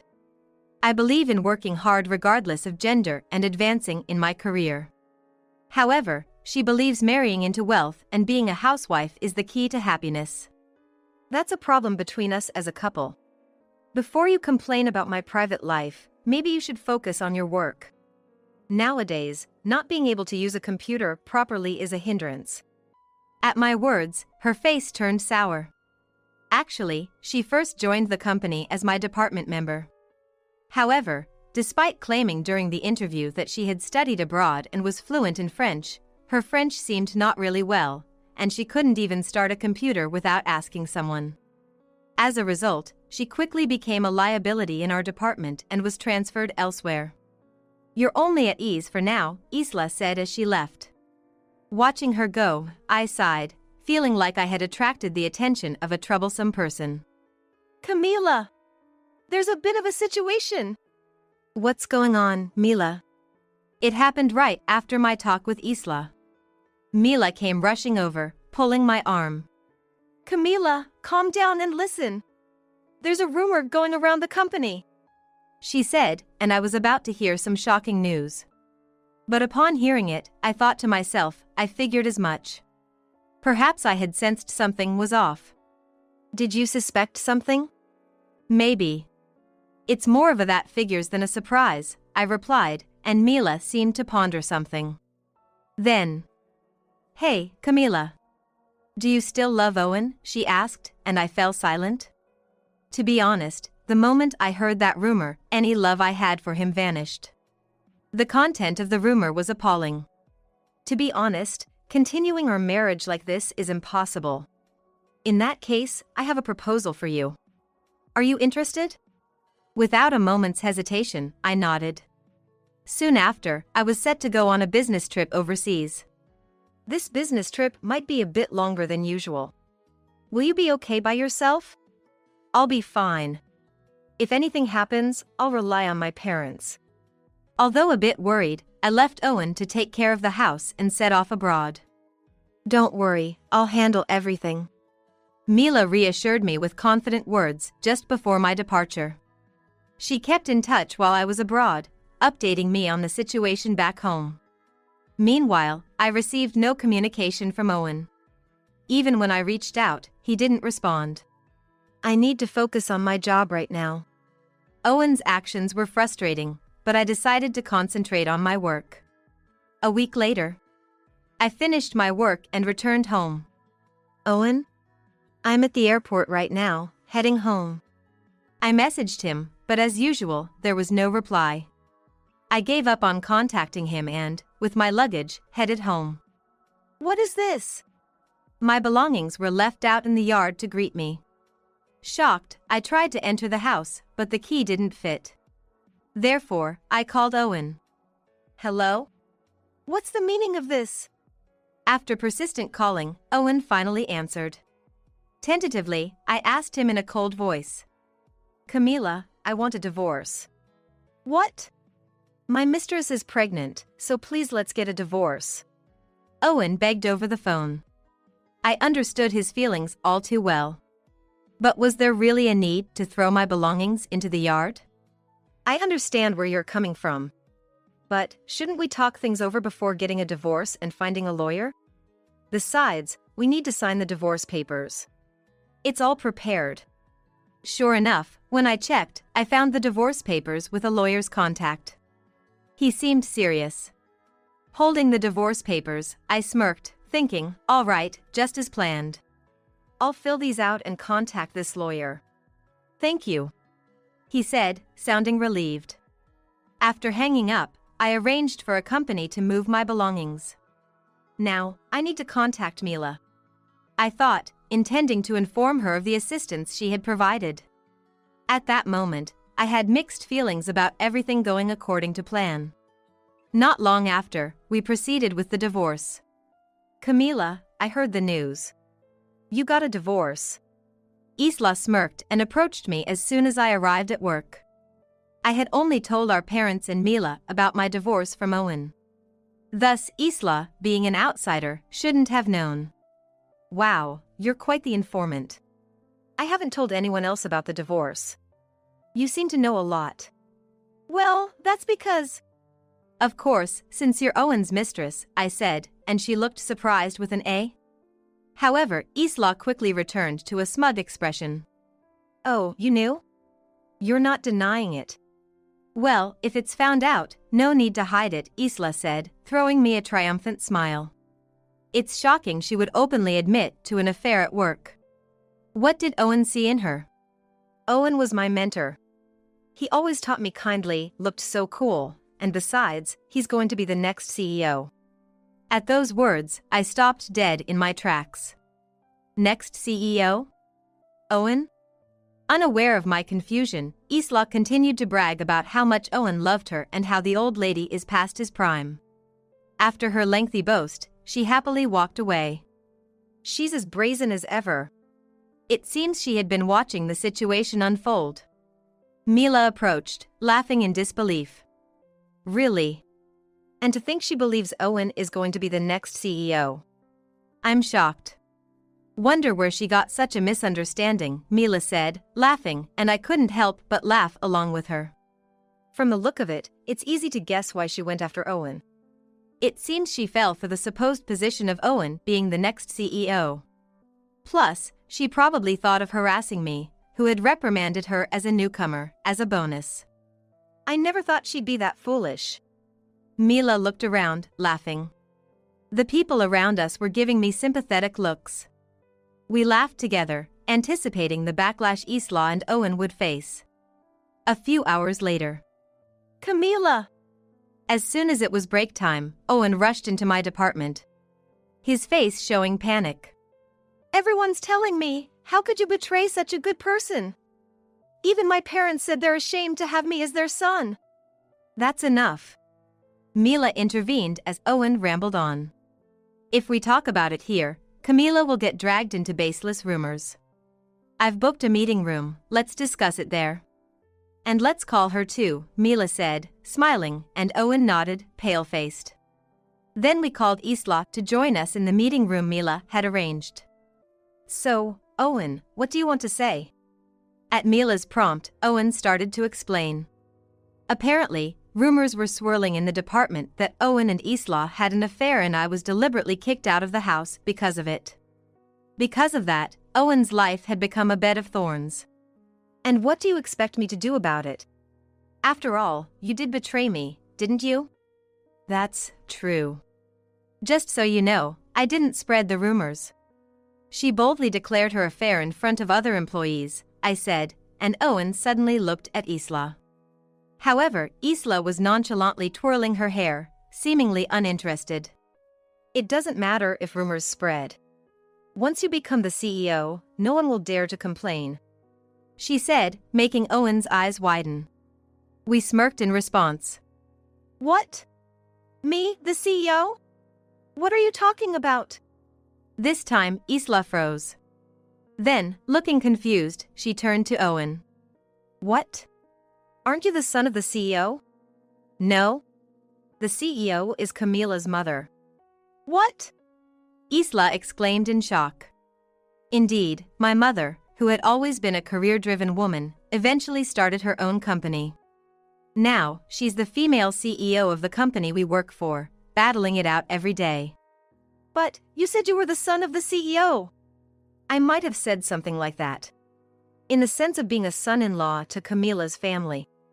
It seems Owen's carelessness extended to his conversations as well. By not explaining things properly and speaking carelessly, he caused Isla's misunderstanding. By the way, are you really pregnant? Mila's words made Isla flinch. Unaware of her reaction, Owen, puzzled, looked on as I pulled out a photo. But, you're drinking, right? The photo showed Isla drinking beer at what looked like a bar. with a man who wasn't Owen also in the frame, indicating she had relations with others as well. If you look at the date, this was just 3 days ago. 3 days prior, Isla's pregnancy should have already been known. It's a lie, right? To steal Owen from me. Isla. It's a lie, right? You said you were so happy about our child, Owen said, reaching out to touch Isla. Owen said, reaching out to touch Isla, who shrugged off his hand.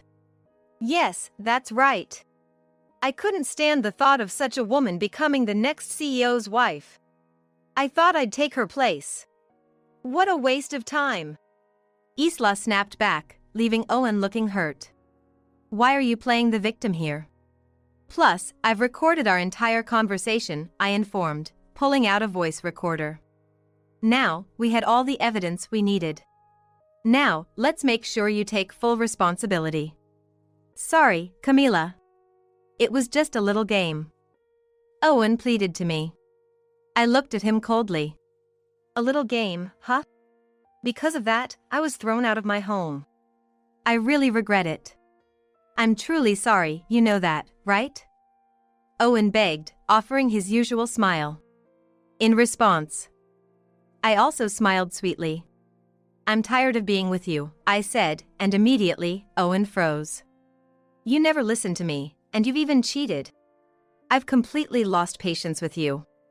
But it's a relief you agreed to the divorce so quickly. It made it easy for me to kick you both out of the company, Mila said, smiling. Owen and Isla looked confused, not grasping her words. They both puzzled.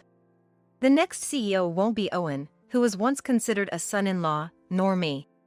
Mila is slated to take over this company. Indeed, the real successor was Mila. Her father is from the UK, and she spent her childhood vacations at her father's home there.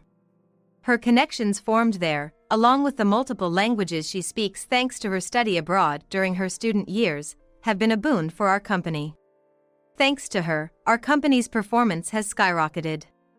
Because of her achievements, Mila has been chosen as the next CEO. I can trust her completely. That's why people like you don't belong in my company. You better start packing, Mila told Owen and Isla, who collapsed to their knees. I crouched in front of Owen. Owen, you need to pack up your stuff at home too. Why? Because that house was a gift from my parents, right? Indeed, the house we lived in was given to us by my parents as a wedding gift. It's in my name, so technically, Owen is the one who should be leaving. So, I'm being kicked out of both the house and the company. If you were still useful, we might have kept you, but unfortunately, your performance has been the lowest. Mila had inquired about Owen's work performance beforehand. Apparently, Owen has been causing problems at work and has become a liability. However, he was assigned as a mentor because he was good at teaching others. After hearing those terrible rumors, I decided to definitely fire you. The terrible rumors were about Owen and Isla's affair, which I had heard just before my business trip. It was about Owen and Isla having an affair. The two were openly affectionate in the company, causing rumors. We can't keep employees who engage in misconduct at work. I'll report this to the CEO. You should use the remaining time to look for another job. Owen slumped at these words. The reason I went on a business trip at that time was to expose their affair. I thought you and her, given her ambition to marry Owen in my absence, would definitely make a move. Indeed, the business trip was due to a client requesting me. But I could have managed it remotely. But knowing you'd definitely slip up, especially Isla, who wanted to marry Owen, I expected some action. The two were stunned. They probably didn't realize they were being played. Are you saying you set me up to cheat? I didn't encourage the affair. You decided to act. You'll take full responsibility. Owen opened his mouth to say something but then, unable to find the words, just hung his head. Of course, you'll take responsibility too. I'm not at fault. It's Owen who lied to me. Isla became defensive, possibly out of desperation, as Mila's gaze turned to her. Isla, you knew what would happen if you got involved with a married man. But at least I suffered because of you too. Don't think you can just run away from this. Soon after, they were both fired. Their poor performance and the affair during work hours were the final straw. I'm exhausted. You did a good job. After everything that happened, Mila comforted me with laughter. Thank you so much. If it weren't for you, Mila, I'd be at a total loss right now. Don't mention it. This was my way of giving back.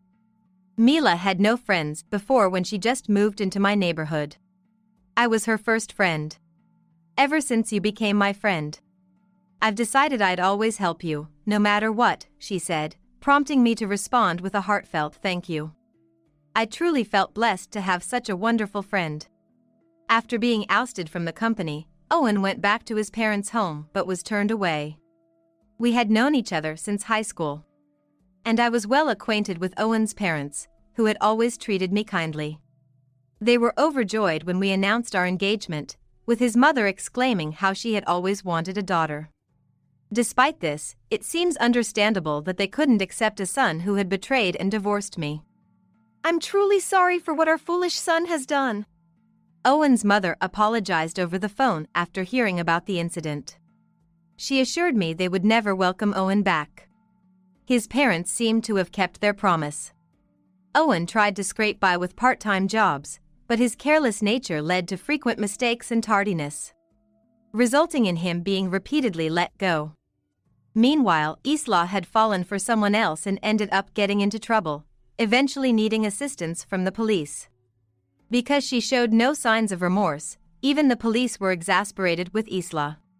Her parents seemed to have disowned her too, so a harsh reality awaits her after her release from police custody. It's a fitting result for their actions, I murmured, learning about their subsequent fates. Later, I received a call from Owen. I truly regret everything. I want to reconcile with you, Camila. Owen pleaded. I decided to ask him something. Hey, you actually liked Mila, not me, right? Owen fell silent at my words. I had felt uneasy the day he suggested Mila as an option. If Isla had been his true love, he wouldn't have mentioned Mila, instead saying something like a younger colleague. You really liked Mila. Even when you approached me during our student days, it was because I was closest to her, right? Yes. But as we dated, I grew to love you, Camila. I can't believe that, I said dismissively, and Owen attempted to protest, no. But his words no longer reached me. I genuinely loved you, Owen. But now, I have no feelings for you. So, don't ever contact me again, I said, ending the call. To think he was my first love. I sighed and blocked Owen's contact. Now, it's time to move on, I resolved, ready to focus anew. Mila is set to face her challenges as the next CEO. In gratitude for her help, I must support her as much as I can. With that in mind, I got back to work. Camila, the company's performance has improved again thanks to your business trip. It wasn't just my effort. Since then, Mila has been looking out for me. So, Camila, are you interested in taking on a challenge at our overseas branch? She asked, looking at me earnestly. She looked back at me with a serious expression. I'd like to hear more about that, I said, thinking that moving abroad might help me finally move on from Owen. And so, I headed to the overseas branch. It turned out to be a blessing in disguise, as it allowed me to avoid Owen, who had been lying in wait outside the company. Owen, growing frustrated as he waited in vain for me to appear, attracted the suspicion of a security guard, who then called the police. I told him never to show his face in front of me or her again. Mila shared, laughing about how she had scolded him. Following her advice, I consulted with a lawyer and obtained a restraining order. I was also informed that if he tried to contact me again, the police would be notified. Perhaps because of this, Owen never appeared in front of me again. By the way, I got a call from Isla too. She was asking to be rehired, Mila shared. Was anything done about it? No worries. Before I could deal with her, your mom dismissed her, saying, "We don't need someone as incompetent and lacking in basic decency as you," Mila explained with a laugh. My mother is indeed strong. Hearing this, I felt refreshed and was able to concentrate on my work. After some time, Mila was officially recognized as the next CEO and began the handover process. Thanks to my overseas experience, I felt I had grown a lot. Mila is always so busy, I thought, planning to have drinks with her to show my appreciation for her hard work. As I waited outside the company for her to show up, a male colleague approached me. I was just thinking about contacting her when it happened. "Oh, Camila? Hello." I was approached by a male colleague. He seemed puzzled to see me there, but after I explained, he understood and offered. "If it's okay with you, I can keep you company." Taking him up on his offer, I decided to chat with him to pass the time. Then, finding out we shared the same hobbies, we hit it off completely. "You two seem to be having a good time," Mila teased when she finally arrived, causing us both to blush. "Would you mind exchanging contact information?" he asked afterward. Over time, as we kept in touch, we began dating. "I'm glad. You seemed so down after breaking up with Owen," Mila noted, apparently worried about me. Determined to reassure her this time, I decided to be more discerning. Moving forward was the choice I made. I still can't believe my brother-in-law got into a car accident. It just doesn't seem real. Kelly, you must be taking this the hardest, right? I'll be there for you for the rest of your life, so please cheer up. My brother, Tom, passed away 13 days ago. Just as my husband, Andrew, said, it was because of a car accident. Without parents, my brother was like a parent to me. This was known by Andrew and our relatives, so they gathered today, understanding how I felt. Hearing Andrew's kind words, the relatives around us nodded in agreement. Amidst this, I said to my husband, "Andrew, can you say the same after seeing this?" As I said that, I handed him a letter. Andrew looked puzzled, as if he had no idea about the letter. None of the relatives knew what the letter was about either, sharing the same puzzled look as Andrew. When I first saw the letter, I was shaking.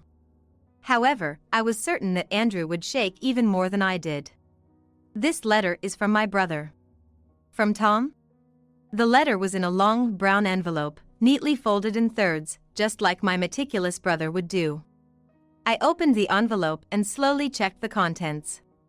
"Kelly, what does it say?" Before Andrew could ask, my in-laws showed interest in the letter's contents. "It's about my brother's worries." When I said that, my in-laws tilted their heads in confusion. "Huh?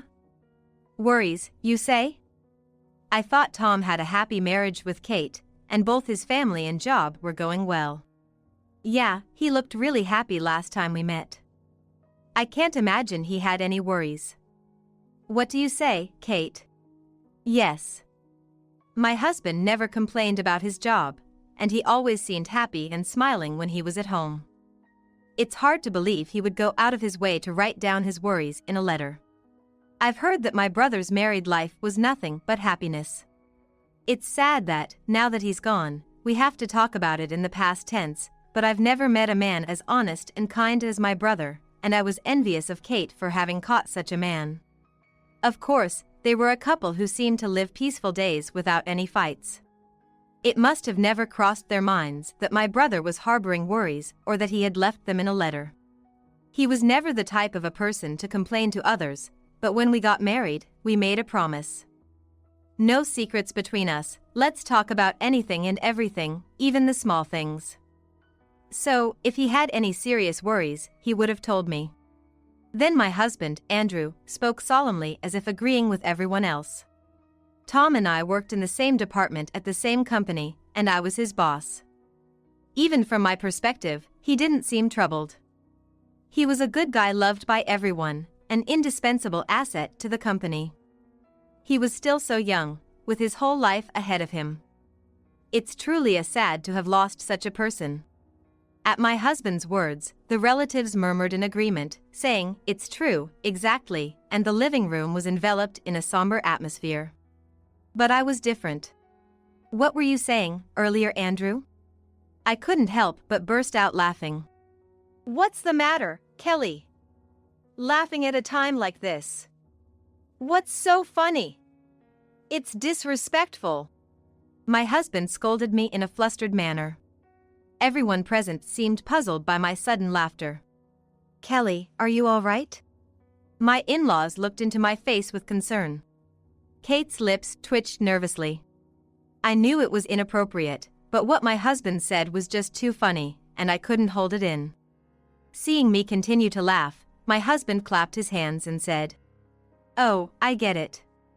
Kelly must be emotionally unstable from losing her brother. Poor thing. She must be forcing herself to laugh just to keep it together."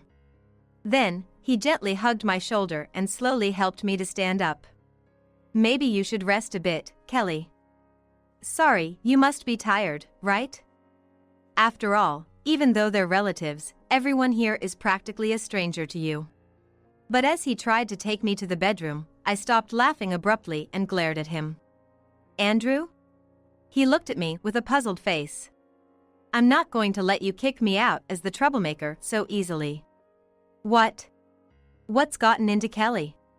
My sudden shifts from laughing to anger had my husband and the relatives looking at me with worried eyes. "No, really, you're acting a bit strange. The funeral just ended, you must be exhausted. You should lie down," Andrew said with a forced smile as he grabbed my arm. But as he tried to take me back to the bedroom again, I forcefully shook off his hand. "Don't touch me. Hey, Kelly. Cut it out. Everyone's worried about you." Finally, Andrew started to get angry.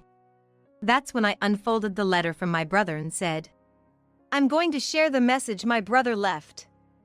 I'll prove to everyone here that you're a liar." "What did you say?" Andrew's face changed color. It seemed he sensed something. "Wait, let me see that," he said, trying to snatch the letter from me. But I dodged his hand and began to read the letter in front of the relatives. At first, the relatives were half exasperated, half worried, wondering if I was all right. But soon everyone's face changed to a perplexed look. By the time Kelly reads this letter, I might no longer be in this world.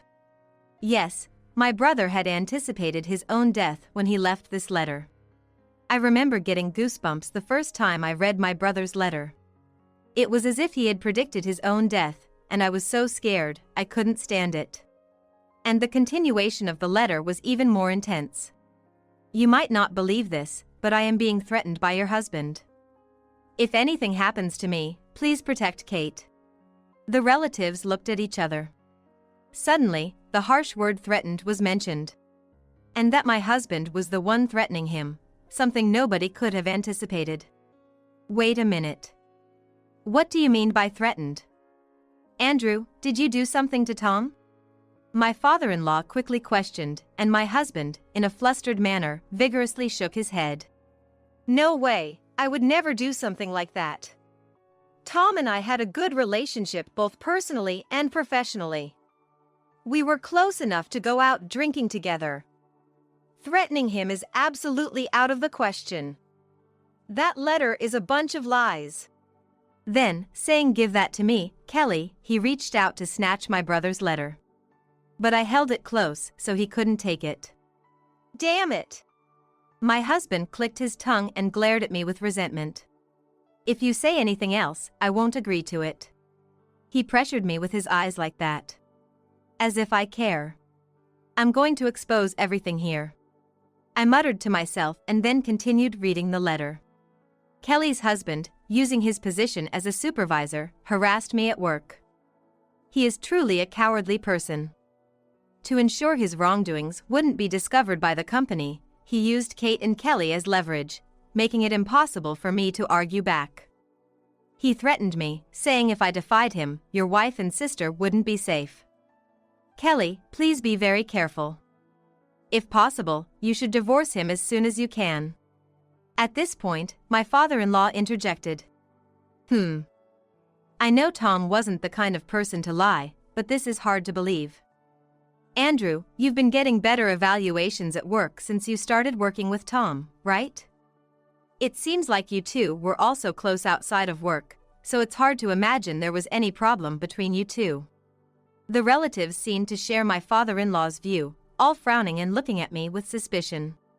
They must think the letter is a fake or just a story I made up. Kelly, do you have any proof that Tom wrote that letter? If you can't prove it was his handwriting, I don't think we can conclude it's his. For all we know, someone could have written it as a prank. That's right, just like Dad said. It must have been someone with a grudge against me, pretending to be Tom. Why would I harass Tom, who I owe so much to? Come on, Kelly, I understand you're upset about losing your brother-in-law, but reading such nonsense is crazy. This letter was either written by someone trying to frame me, or it's just your delusion. Don't do something that would sadden Tom in heaven. My husband was emboldened as the relatives began to doubt the content of the letter. He said this as if to correct me, then finally snatched the letter from my hands and stuffed it carelessly into his pocket. All right, let's say the letter was a lie and end this discussion. Let's talk about the good times with Tom. After all, we gathered here today to remember him. But as my husband tried to forcibly change the subject, I said, "Oh, we're not finished yet," and took out my laptop, turning it on. A laptop? Since when did you have that?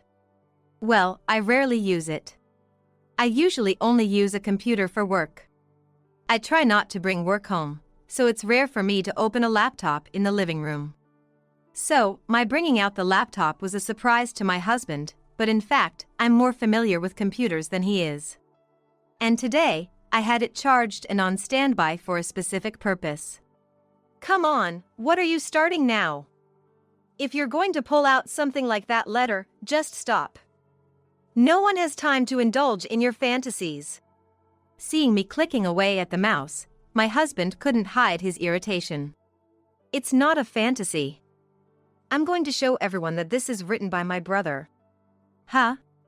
My husband looked at me incredulously.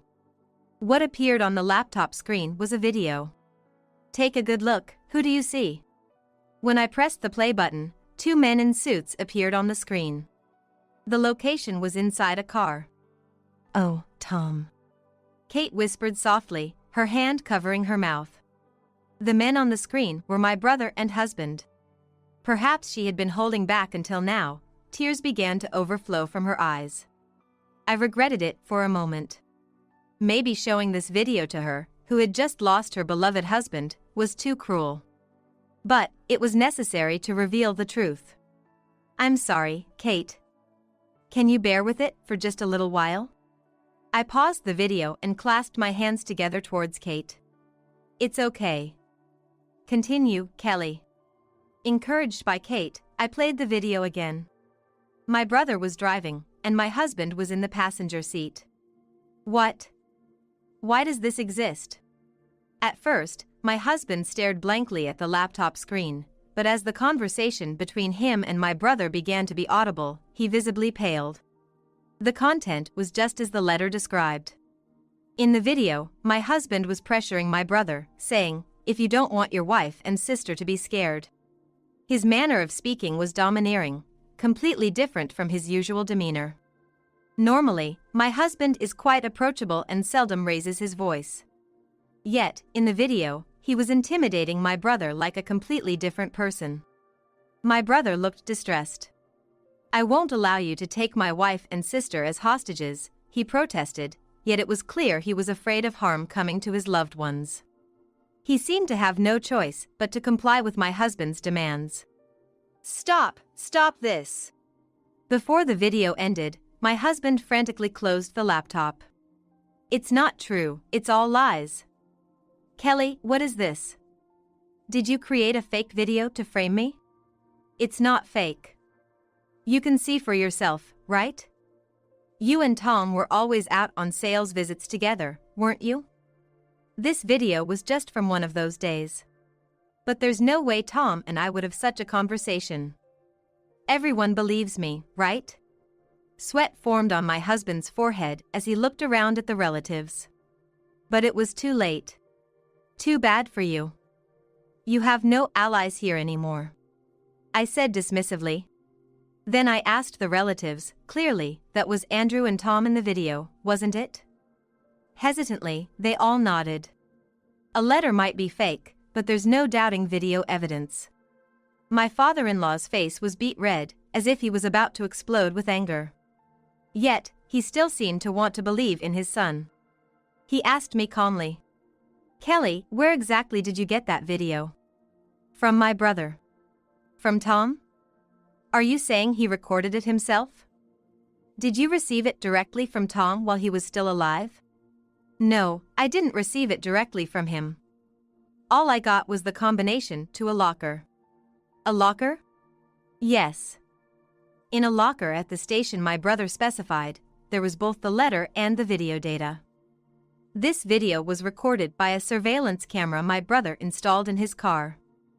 It seems he wanted to show me Andrew's true nature and, in case something happened, to have evidence."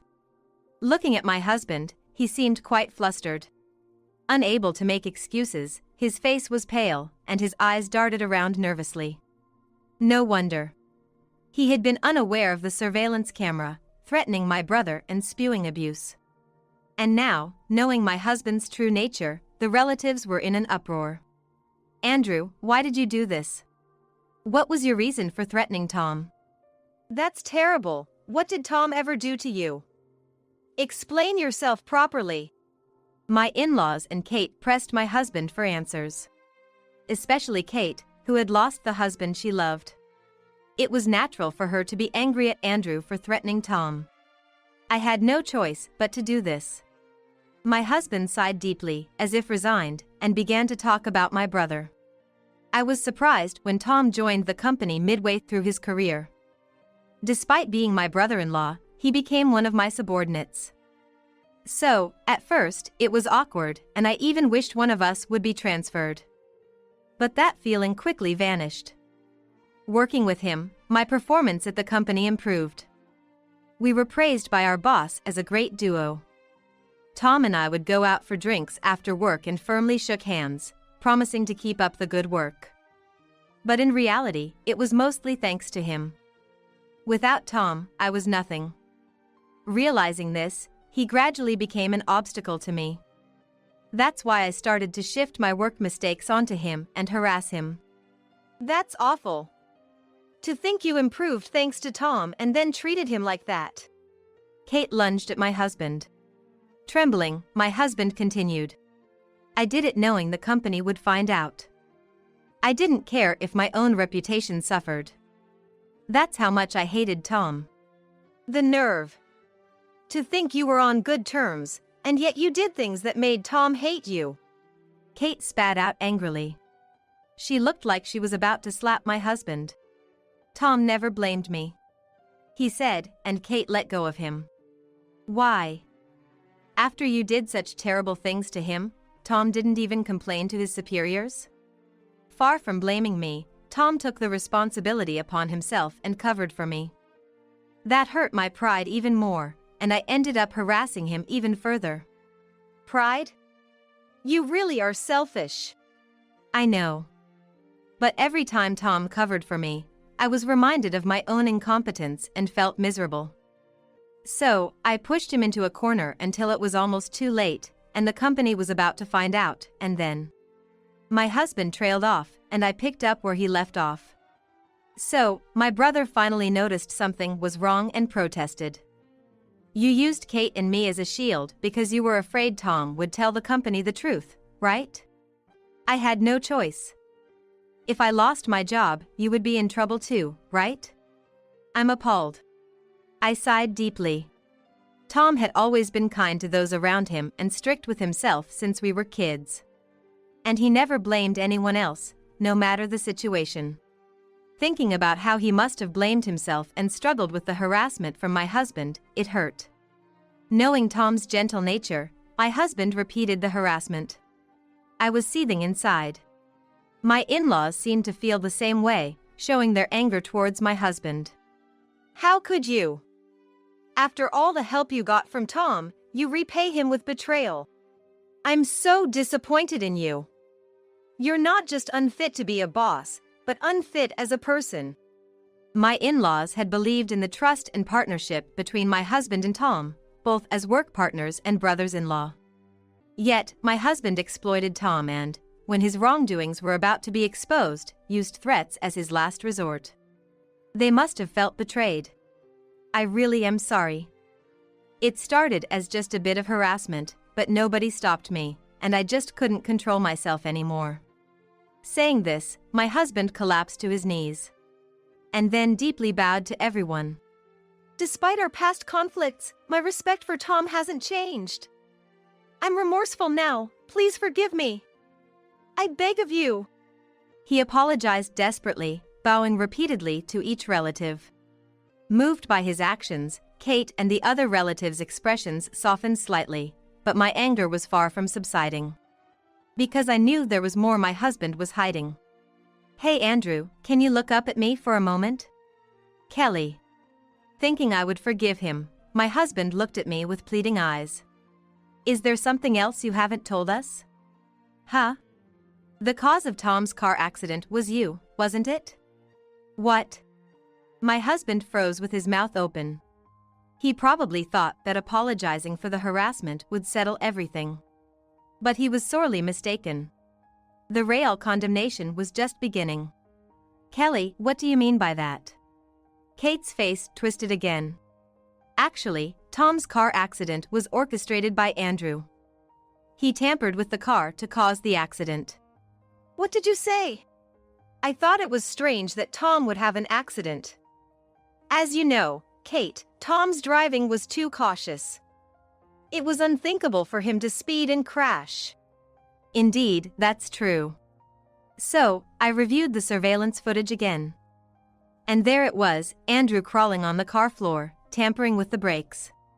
How could you? Kate was speechless and glared at my husband. My in-laws and the other relatives looked at him with piercing gazes. Why do you think Tom went through the trouble of leaving the letter and video data in a station locker? Indeed, if they were brothers, he could have just handed it directly. Why would Tom use a locker? Andrew had been monitoring me.